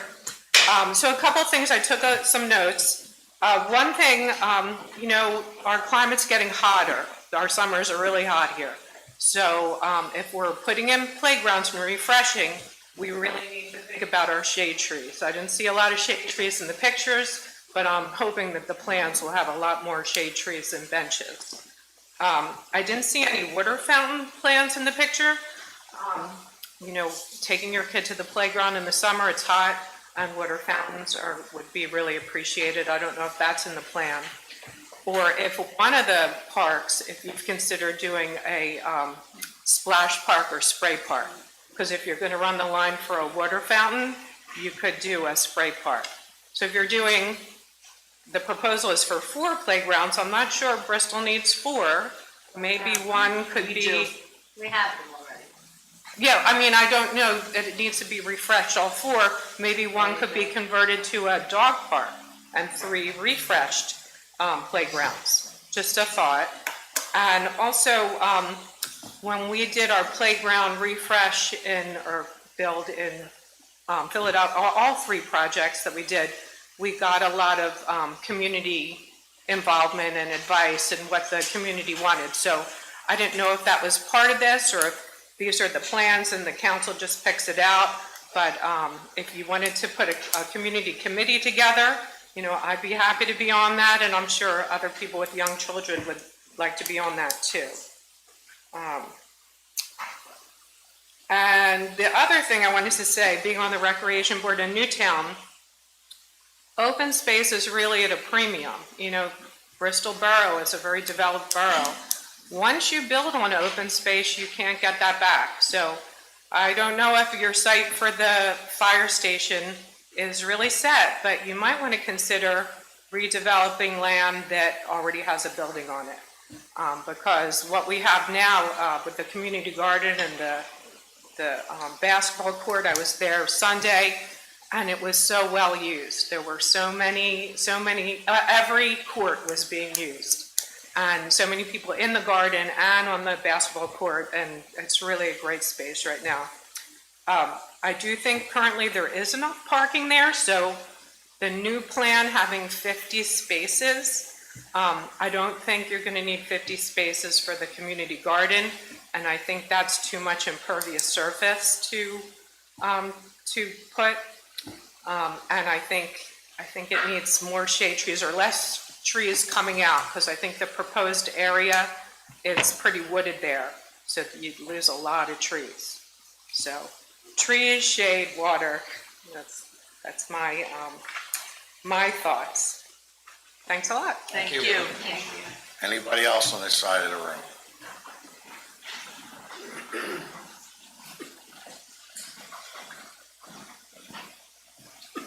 Rachel came in Radcliffe Street, and I second the water fountain shade for the benches for the people who aren't playing on the jungle gym. I thank you also for all the ADA considerations. That's very respectful.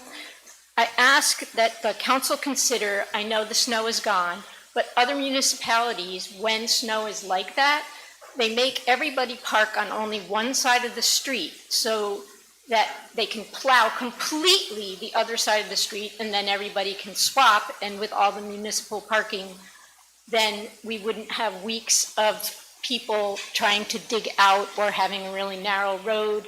And the senior citizen population of Pennsylvania is growing by leaps and bounds, so expecting borough residents to be digging out their car is going to become impractical. I thank you now for posting the agenda as a PDF on the website. I am curious how far in advance that now happens. I'm hoping it's at least a week. And I have looked online on the website, and you're doing the Chestnut and Elm Street redevelopment, and yet the trash contract has not been posted to the borough website. And in that contract, it says that it will not cover any commercial entities that don't already exist. And so if you're thinking about having a commercial entity in this new development, you need to know that you're on your own for trash pickup. And I don't understand why the borough doesn't post the contract. Other places post it before it's even signed so that they can have feedback. And we haven't even posted it, and we're 3 years past, well, not 3, it was signed October of 2023. So I ask that you post that online. Thank you. Anybody else on this side of the room? I know Donna wants to speak, but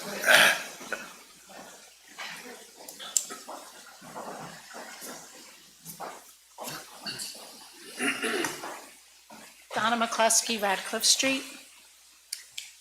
I'd like to thank the borough for providing land over the past 12 years for our community to grow their own food at Adams Hollow Community Garden.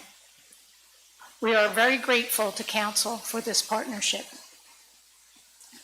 And while I'm in full agreement for a consolidated fire department, I would like to go on the record that I am not in favor of the proposed location. I have to agree with the folks that spoke beforehand. Natural areas are really important, and that area is the only central park that we have in town. For people to go out and commune with nature and take nature walks and forest bathe, it's important for our mental health and for our wellness as a whole. I did have the opportunity to review the plans for the new garden with Council President Di Giuseppe. We had a very good meeting. I am in favor of the plans for the new garden. And I do look forward to working with council on that. So thank you very much. Thank you. okay.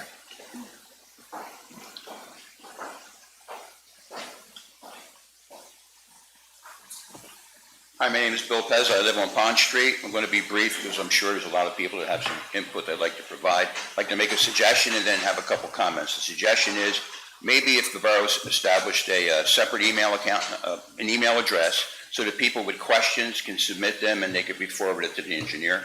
And also if people have suggestions, they could do the same. It might facilitate communication. But I want to say, I am so damn proud tonight to see what you guys are doing, the work that must have gone into this, the planning that went into this, and most of all, the vision. And it's not just vision, because we're not just talking about a vision, right? We're not talking about a plan. You're going to do it, right? You're going to implement it, and that's exciting. You know, I take kids sometimes to Holland, Pennsylvania for St. Bede's soccer programs and St. Bede's flag football programs. And when our kids get out of the car and they look at that complex, the lighting, the park, it's beautiful, and they're a little bit awed by it. And to me, it's extremely important that our kids feel the same sense of pride that we have in other neighborhoods. And that's going to happen. I think it's going to facilitate the opportunity. I think more kids are going to want to play sports. I think more parents are going to want to coach or supervise or run a snack bar, because that's the way those things tend to happen. I also believe, and everything I read about, and I've done a little bit of reading about community development and community revitalization, is that the better things look and the better they're lit, the more pride people take in their community, the more pride that young people take in their community. And I know when we did the first dock, people said, well, what's in it for me? I don't have a boat. I think that story has now been written. The story's been written about why Bristol Borough gets so many grants. And Kurt, don't tell the other towns, right? Because I know you do that sometimes, and I know the other towns tell you, why can't we get the same amount of We got grants? the mayor from Ungar. I don't want Debbie to go back. But I think we've got a proven track record that when you give Bristol Borough money, they know how to implement it, and they use it, and they use it well. And I think that's important, and it becomes a bandwagon effect. So I think that's very good. Also, if you don't have a child, or you don't want to skate along the bike, or ride your bike along the bicycle path, or anything like that, you want to say, what's in it for me? What's in it for you is that when people come to town, when people are looking for a home, and they see a state-of-the-art community garden, and they see a track that's brand new, and they see basketball courts and a jogging path, and the thing I like the best about this is that it transcends the entire town. You guys are impacting every neighborhood. That's right. And that's so important. And when people come to town, they're thinking about investing, they're thinking about buying, and they see all the things that are taking place, there's no question what the outcome is. People want to buy, property values go up, people want to fix their own homes if they're staying here. It's just an overall plus. So I know there's going to be a lot of questions about things you have to tweak, and that's why I think maybe if people have an opportunity to send you an email and say, here's a suggestion or here's a question, because I heard some good ones tonight already, that's good. But the overall plan, congratulations, you're hitting it out of the park, and I'm very proud of what you're doing. So Thank you. Thank you. Anybody else on this side of the room? Steve, you want it? Okay, I was gonna hold you to the end. I want you to, Tony Buccia, Pond Street, I live next to the park. What I would ask engineering to do with the park, I think everything's great when you design lighting, especially at Pond and Wilson. Design the lighting so it goes into the park, overflow for myself and my residents, like right in my living room. So make sure that, I would like to make sure it's designed into the park. And also, I don't know if there's any fence planned for that section. If there is, try to make it at least 5 foot. I know my residents, other residents would appreciate it so the kids aren't hopping over it. Other than that, everything's great. thank you. That playground's right in his yard, just so you know. Hi, my name's Taylor DeClement. I live on Farragut Avenue. I'm a relatively new resident of Bristol. It's my 3rd year living here, and I love it so much. And love all of the plans. It's really exciting. Makes me excited about planting roots here and maybe buying a house, which is really cool. And I just wanted to say a couple of things about some of the recreational spaces. With the proposed taking away one of the basketball courts, I walk my dog past the community garden every single day, and those 3 courts are definitely used pretty often. And I think that taking away one of the courts kind of maybe shows the kids that we don't care about them as much. I'm a high school teacher in Philadelphia. That's what the kids are gonna think. And I see kids walking around all the time, which is amazing. I feel like I don't see kids walking around outside anymore. So it's really nice to see that here in our community. So I think we should try our best to prioritize the kids in this space too. Like somebody else said, we don't need that much parking for the community gardens as well, especially because we don't need really parking for the basketball courts because most of the kids walk there or ride their bikes. So I would also propose with that kind of like parking lot area that we could have a really nice like bike rack where kids could have their bikes and put locks on them as well to kind of like bring those spaces all together. That's something we did forget, but that'll be implemented. Thank you. Thank you. Thank you. Thanks for your input.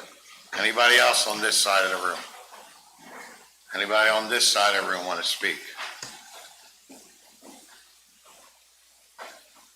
Thank you. Hi, I'm Shay Chihuahua. I live on Adams, or on Porter Avenue, which is off of Adams. Our backyard views the basketball courts and the gardens, that open field. There, from my fence of my backyard, there's literally a strip of land this big. Then there is the the Adams Hollow Creek runoff, that concreted area. Unless you walk that path and you come over a little burn, you're not going to see it. But there's a 10-foot runoff that's concreted from the Adams Hollow Creek. Then there's another 10 feet, then there's the path. Then there's another approximate 15 feet, then there's the basketball courts. There's approximately 500 feet from my backyard to the Delaware Canal. and approximately 500 feet from Jefferson Avenue to Adams Hollow Creek. I don't know the size of the proposed fire station, which again, I am in support of combining. I'm just not in support of it in the application, as it will be in my backyard literally. I don't know what kind of footprint that is going to, even if there's already those impervious spaces of the basketball courts and the garden that you would, utilize, and some of that is paved with the parking lot that's already there. I don't know what this is going to look like, and that's what makes me nervous, but it is literally my backyard that we're looking at. We're talking about the lights, we're talking about the noise, we're talking about the sun reflection, the shadow reflection. I mean, if you're talking about a 35-foot building that is 20 to 30 feet from my backyard, you're literally going to be looking into my pool while I'm on my deck.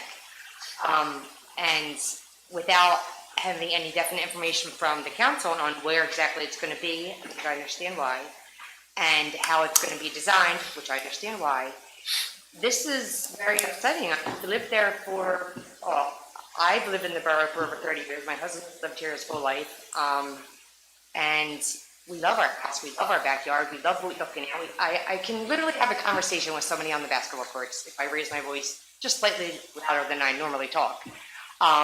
So I'm really, really concerned about using this open space that is beautiful, and there's, the overflow from baseball, kids play on that field there. Just taking walks, and it's just a really nice open space area, and I understand our limitation on places to go, but again, I have a list of issues, like, there's supposed to be a 10-foot environmental wall between residential areas and any other commercial or business-like sectors. I don't know how to apply that, or if you're going to apply that based on the area that you're in. Could you have to be 100 feet back from the Delaware Canal, plus you have the Adams Hollow Creek? Like, I just don't understand how your building is going to fit there. The traffic, the lights, the engines, the sirens. How loud is the fire siren? Well, it says, again, according to my research, that it's going to sound like a jackhammer is going off in my bedroom when the sirens go off. I'm not looking forward to that. My home thing is not going to go up. It's going to go down because I'm going to be looking at a fire station. So more information sooner is appreciated than later. And I just feel like the public, we had that whole Save the Garden, which was preempted too soon. Whoever started that, I don't know, wasn't involved in it, just knew it happened. Ralphie shut it down early, said, we're too soon, we can't talk about that. But now, is this our opportunity for the public to say where they want to? I shut it down? Yeah, remember you had the council meeting and it was like someone had organized the whole Save the Garden. There was a flyer that went out, it was on Facebook, and you were like, oh, it's too early, we can't talk about saving the garden, nobody's talking about moving it. And Well, what I said from the beginning was if the garden's ever moved, there'll be another garden. Yes. And even better. Yes, but also about the location of the firehouse. It was too soon to say where it's going to go, and we're not going to make a commitment on it. So when is that discussion held? So let me just tell you, I don't pull any punches. Yeah. As far as I know, the firehouse is going there. And council is 100% committed to putting that firehouse where the basketball courts and the garden is. A couple people may be unhappy, but my job sitting here is to protect the residents of this town, and so does council. And when this fire, guys need to get out. If it's going out to Harriman, it's going to save you or your kids or your grandkids that's in that house. I want them to get there as fast as they can. I'm not worrying about going around Jefferson Avenue, but right now they're running from number 3s or they're running from Wawa, they're going in different directions. We need a state-of-the-art facility, just like we did our public works building and everything else we have accomplished in this town. It's for the betterment of the residents of this town. I understand. You don't want to hear a siren? I don't know what to tell you. But when that truck goes out, it's only going out because there's a fire. You're not going to hear any noise. All these firehouses are in residential areas right now. You don't hear people, when these guys go to a fire, they're not using sirens. They got their lights on to get there, but when they leave, you'll hear it. I mean, number 3's been on Swain Street for years. That's just in nature. People that live on Garden Street hear the train go by. I can hear the So- train go by. So Okay, believe so me, knowing we're that there's not gonna be a going to fire station right change- there, I'm gonna hear What that I'm trying to too. say to you is, I'm not gonna sit here and sugarcoat it. I got We're you. not gonna change anything because we have people that are unhappy. This firehouse is going to be built for the next 100 years, generations to come. And it's going to get built, believe me, no matter what we have to do. I understand what you're saying, and I get And it. it's So not- why wasn't let it me said just from the finish. beginning that that was the location? It's not Ralph's decision where it's going. It's not council's decision where it's going. Right there. The firemen are recommending that location, and I'll have Steve explain at some point before we're done why. All right, maybe because of the location of the center of town, but why wasn't it said from the beginning? We're going on Jefferson, that's where we're going, there's no discussion Well, about we it. still don't know we could put it there. There's restrictions on the ground. All right, what's our second option? What have we There done? are no second options. I mean, we talked about this. So we We either talked do about it there. Warren or we Snyder's don't. ground, but when there's kids going to school in the morning, it's so congested, what do you do if there's a fire? We talked about the park. It doesn't work over there. We talked about the parking lot at the train station. They don't want to give it up. We approached them. So tell me another location that we can go on. No, I'm just asking, Okay. then this is set, there's no way around it, once you guys jump all through whatever hoops that has to be jumped through for governmental Once we get- licensing. The day we get clearance to build this firehouse, it's going up. Okay, and we'll be notified beforehand? When we get clearance, yeah. Yeah, so I can know when construction's gonna start right behind my house. Well, it's not right behind your house. There literally is 10 feet, 20 feet from the path. I can throw you a ball from my yard, I know. so, All right. Well, I Just saying. appreciate your comments. thank you. Anybody else want it on this side?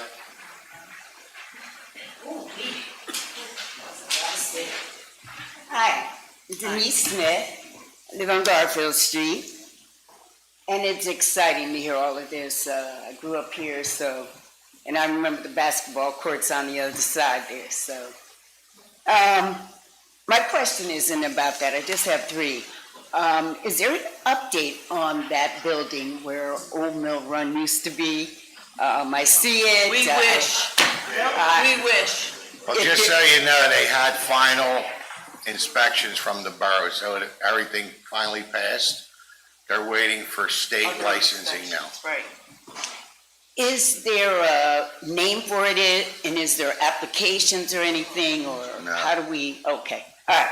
Anyway, the other question I had is, I live on Garfield, and there's that Hayes Street that I told you about, that stop that nobody wants to stop at. One day, it's gonna be tragic. So if there's anything you can do about that stop sign that everybody blows, and some people who live here in Bristol who think they're entitled, don't stop at lots of other stop We'll signs. have the but chief put a car out there for you. I said, you can make a lot of money. I mean, literally. I holler and everything. And my other question is, a friend of mine that I work with almost hit a couple of girls on those motorized, Scooters. yes. Is there an ordinance or some kind of law that they should follow, just like cars do or something like that? Because she was just so upset about that. And I've seen a lot of them just not stop for anything, so that they don't get hurt and somebody doesn't mess up their car. Oh, one more thing. Is there going to be training for the crossing guards? Because I did when I was a crossing guard, was Officer Fate. And so anyway, thank you.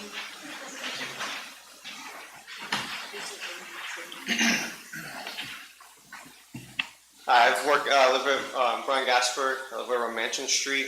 So it costs $6 million for this. Are we using grants for that, I assume? No. No, it's Right all now, gonna we're come out gonna of use borough funds. Okay. Because I know we're operating on budget deficit. Is that already incorporated in the budget, or is that gonna be prolonged? It'll be taken one-time expenditures and taking revenue from some money that we have to pay it. Okay. There won't be no loans or anything. Got it. And then for the courts, I recommend that we should do a multi-purpose courts. We can do, like tennis, pickleball, volleyball, shuffleboard. I know there's a couple companies out there that can manufacture them that work with you guys or who does that, but, okay. Thank you. Anybody else on this side of the room?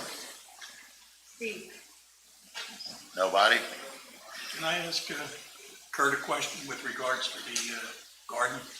I couldn't tell in the pictures, what's the surface of that the gardeners will be walking on in the walkways in the new garden? We consulted with our landscape architects who've done these in the past, and they're recommending it's a wood fiber mulch. Now, would that be a problem for elderly people and moving around in there? As of right now, they're on blacktop, so it's pretty secure. Yeah, no, it's been used before and it's been successful in its use. As Ralph said, there's going to be ADA accessible facilities in that path that runs the length of the garden. It's almost the same stuff that's in the playgrounds. Correct. And the other thing is the fence that's going around, I saw it's a 6-foot fence. Is that going to be secure for that area? I think right now they have a 10-foot fence maybe. Is it? The gates are gonna be operated with either a key card or something that the garden people need to let us know how they want. Right now, I think it's a padlock. It might need to be higher though, right? I mean, The fence? the height of the gate or the fence. I don't think it needs to be higher than 6 foot. I think that's pretty high. We'll talk about it. Yeah, chain link comes in whatever height you want, so. I'm just thinking about security with kids climbing over. I don't know if that happens where they're at now.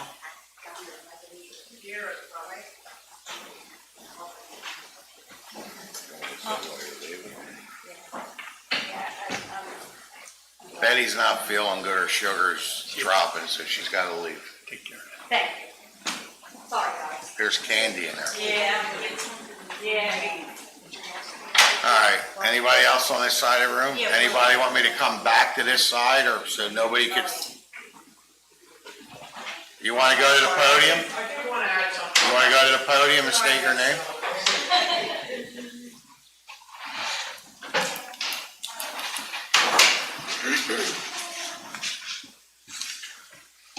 My name's Paul Stillwagon, Radcliffe Street. So I did want to say something about the fence. It's 6 foot is not high enough. But the fence that Amtrak used, I believe is 6 foot, but it has a curl on the top. Yep. And that would deter, it'd be a deterrent, I think. Or, I don't want to say barbed wire because it's so ugly. Never gonna. It's something that juts out, because 6 foot's not high enough, and 8 foot, what are we at now at the tennis courts, 10 feet?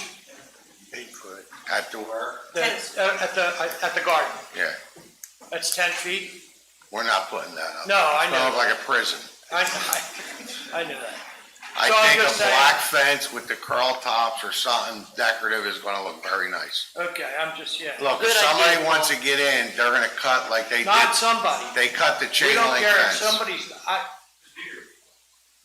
the police will worry about that with the cameras on. It's the deer, and there are a lot of deer, and they will demolish a crop or crops in a day.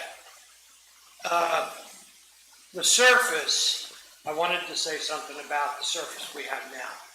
The blacktop has given us an extended growing period because it keeps our soil warmer.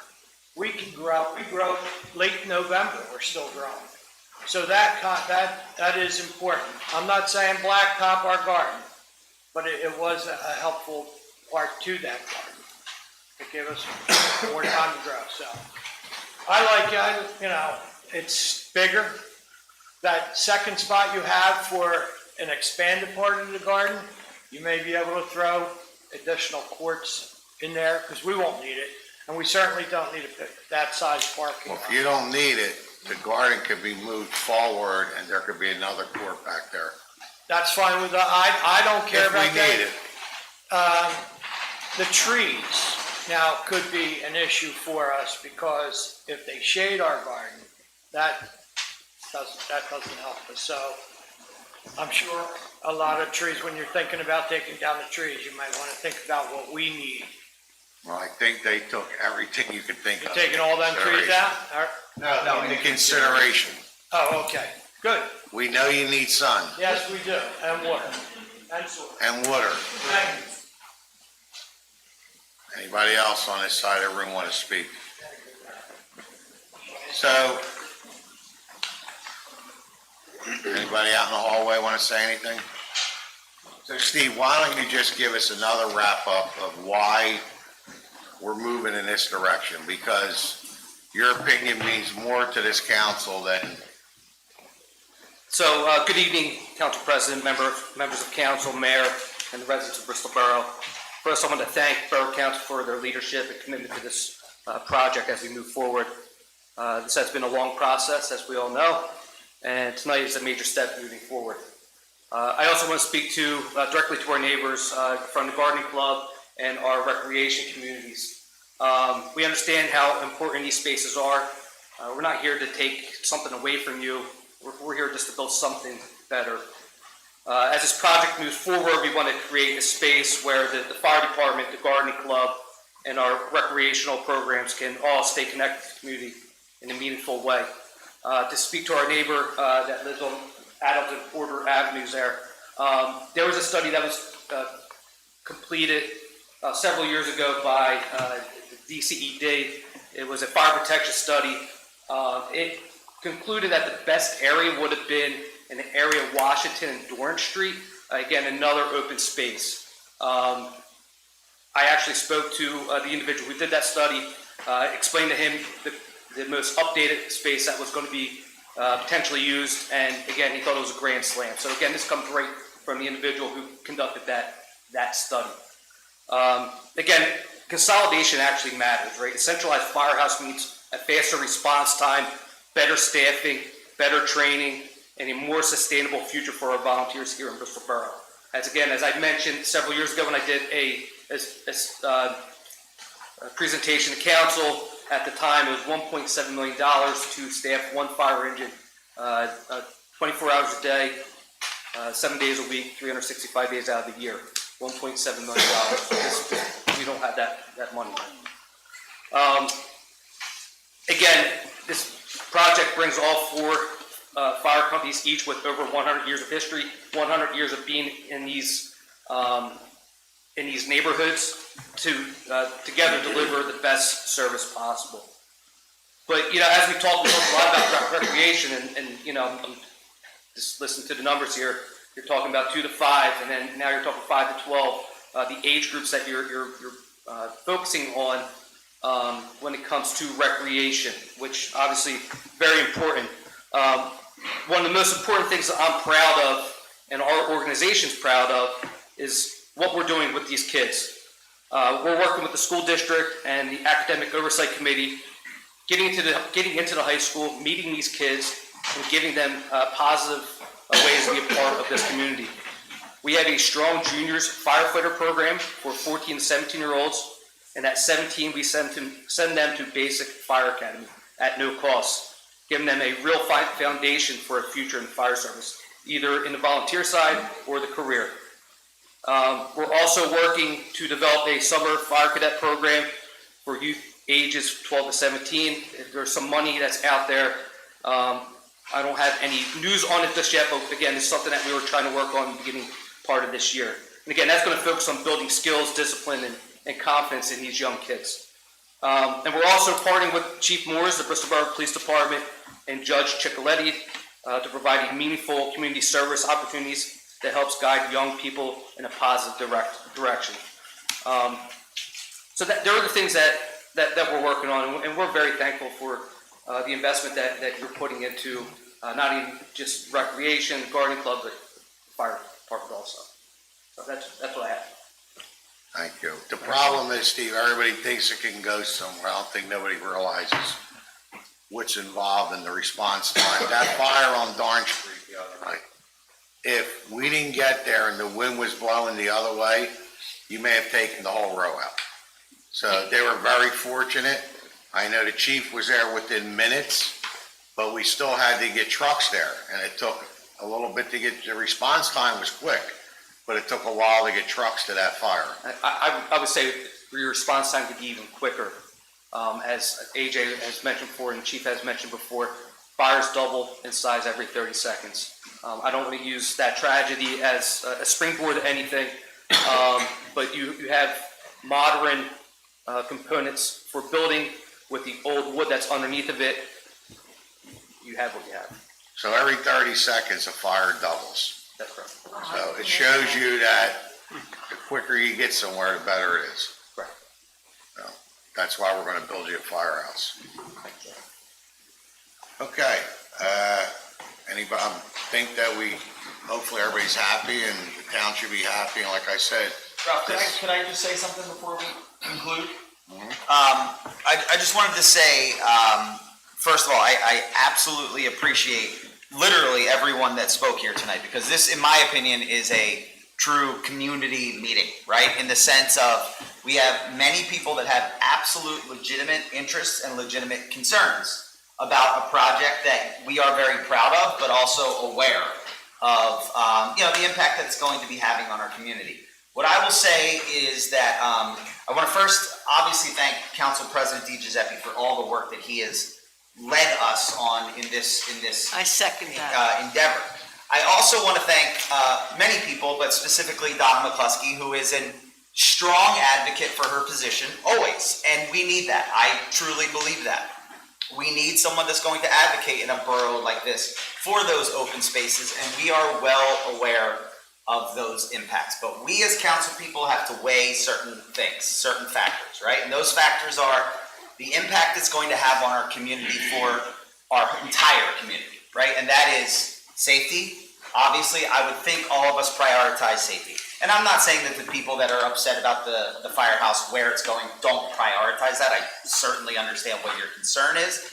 But we have been advised, we've done the research to find out that the experts say this is the best spot. That makes it difficult for people on Porter Avenue. Absolutely does.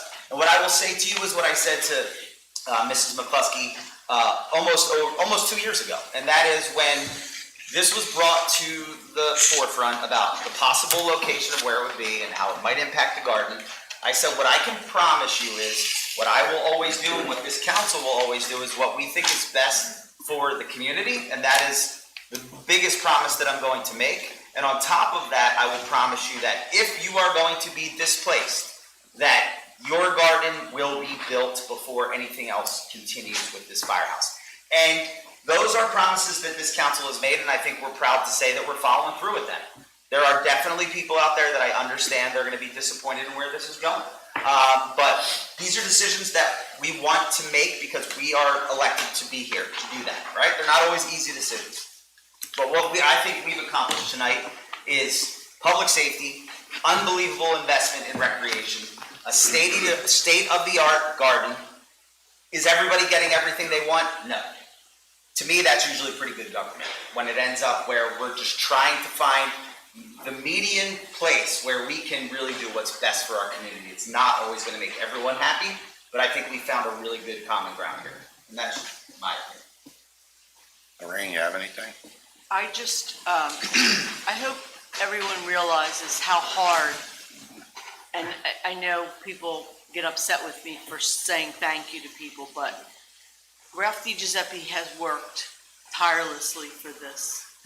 I'm sorry, that's, people have to understand that this is not an easy job. He has a lot of communication with state representative, with Congress, with just everyone, and he always gets us money that we need, and he always has the best interest of the whole town.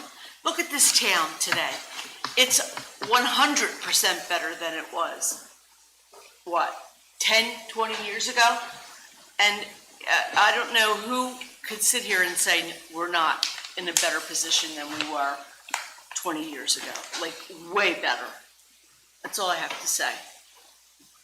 Do you have anything? Yeah, yes. I think we have a good problem. Us sitting here as council, community, we all have vested interest. We all want the best for this town. That's a good problem to have. How we get there, hey, we have this way, we have that way. But as long as, and I've always said that since I've been here, as long as we stick together and we can work through it, we have a good problem. We're talking about advancing the town in terms of recreation, in terms of parking. We're talking about, these are good problems to have. We're not talking about things that we need to fix that are so detrimental. No, we're talking about improvement. How we're gonna get there, yeah, there's gonna be some conflict, there's gonna be this, but we all have the same vested interest. We want the best for the town. That's a good problem to have, and I'm just so happy that I'm sitting here to hear tonight the improvements that are happening in town, especially with the playgrounds. I have 2 young children, they're 10 and 8. My sons are going to benefit from this project. And yeah, is it selfish? Absolutely is. But guess what? I'm proud of it. I'm proud of it, and so should you be. So should you be. So, like I said, we have a good problem. We all have the same interest. We want the best for this town. What it looks like, how we're gonna get there, yeah, there's gonna be some discussion. But guess what? We all want the same thing. So the more we work together, and with differences aside, the faster we can get there. And that's all I have to say. Thank you. Brian? The quiet one. I'm very excited to actually see the parks and everything come together. Like everyone knows, like I help with, I run the basketball program. And when we brought those kids basketballs, to see the smiles on their faces, like I wanted to see what they smile like when they get new courts and new playgrounds. I'm sorry for the people that are upset for the relocation of the firehouse, but safety first, like in my mind always. But I'm excited in the way that we are going. Thank you. Maria, you have anything? All I want to say is just thank you, Ralph, for leading us. And I'm actually honored to be sitting here with this group and to see all the hard work being put into what's happening in this town. So I'm very honored to be sitting here. Thank you. Louis?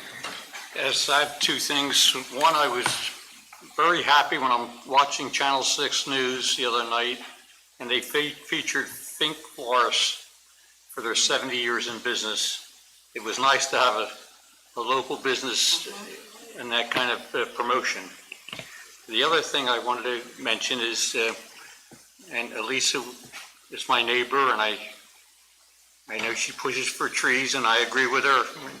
But it's always a difficult subject, because somebody will say they don't want a tree because it goes in their sewer line or lifts their sidewalk up. But we need trees, and on Sunday, April 26th, from 2 to 4 p.m., they're going to celebrate Earth and Arbor Day at the Bristol Friends Meeting House. And this is rain or shine, and I'm going to have their poster posted on our website to promote the trees in Bristol. And we always try to consider them, but sometimes we lose the battle. But we're going to keep pushing for tree-lined streets in Bristol Borough. Thank you. Bert, do you have anything? No. It could be. So before we conclude, I just want to say the logo that was created, believe it or not, was created by my wife. First thing she did for me in 25 years. Oh, you better watch it. Oh, my God. And she used a little help from that guy AI. But when I came home, she should. Well, there's nothing wrong with that. You said that's the only thing she's done for For you. politics, I said. Oh, no, you didn't. Where you were going to sleep tonight. Nah, it's all right. She's going to stop I think it's a drinking. great logo. Cleaning, it's done. I think it's a great logo that says our town, our future. And I think it is our future. It's our kids' future, our grandkids' future. And I think it's something that we definitely need to keep moving forward on. And let me just make sure there's nothing I'm missing. With your wife texting you? No.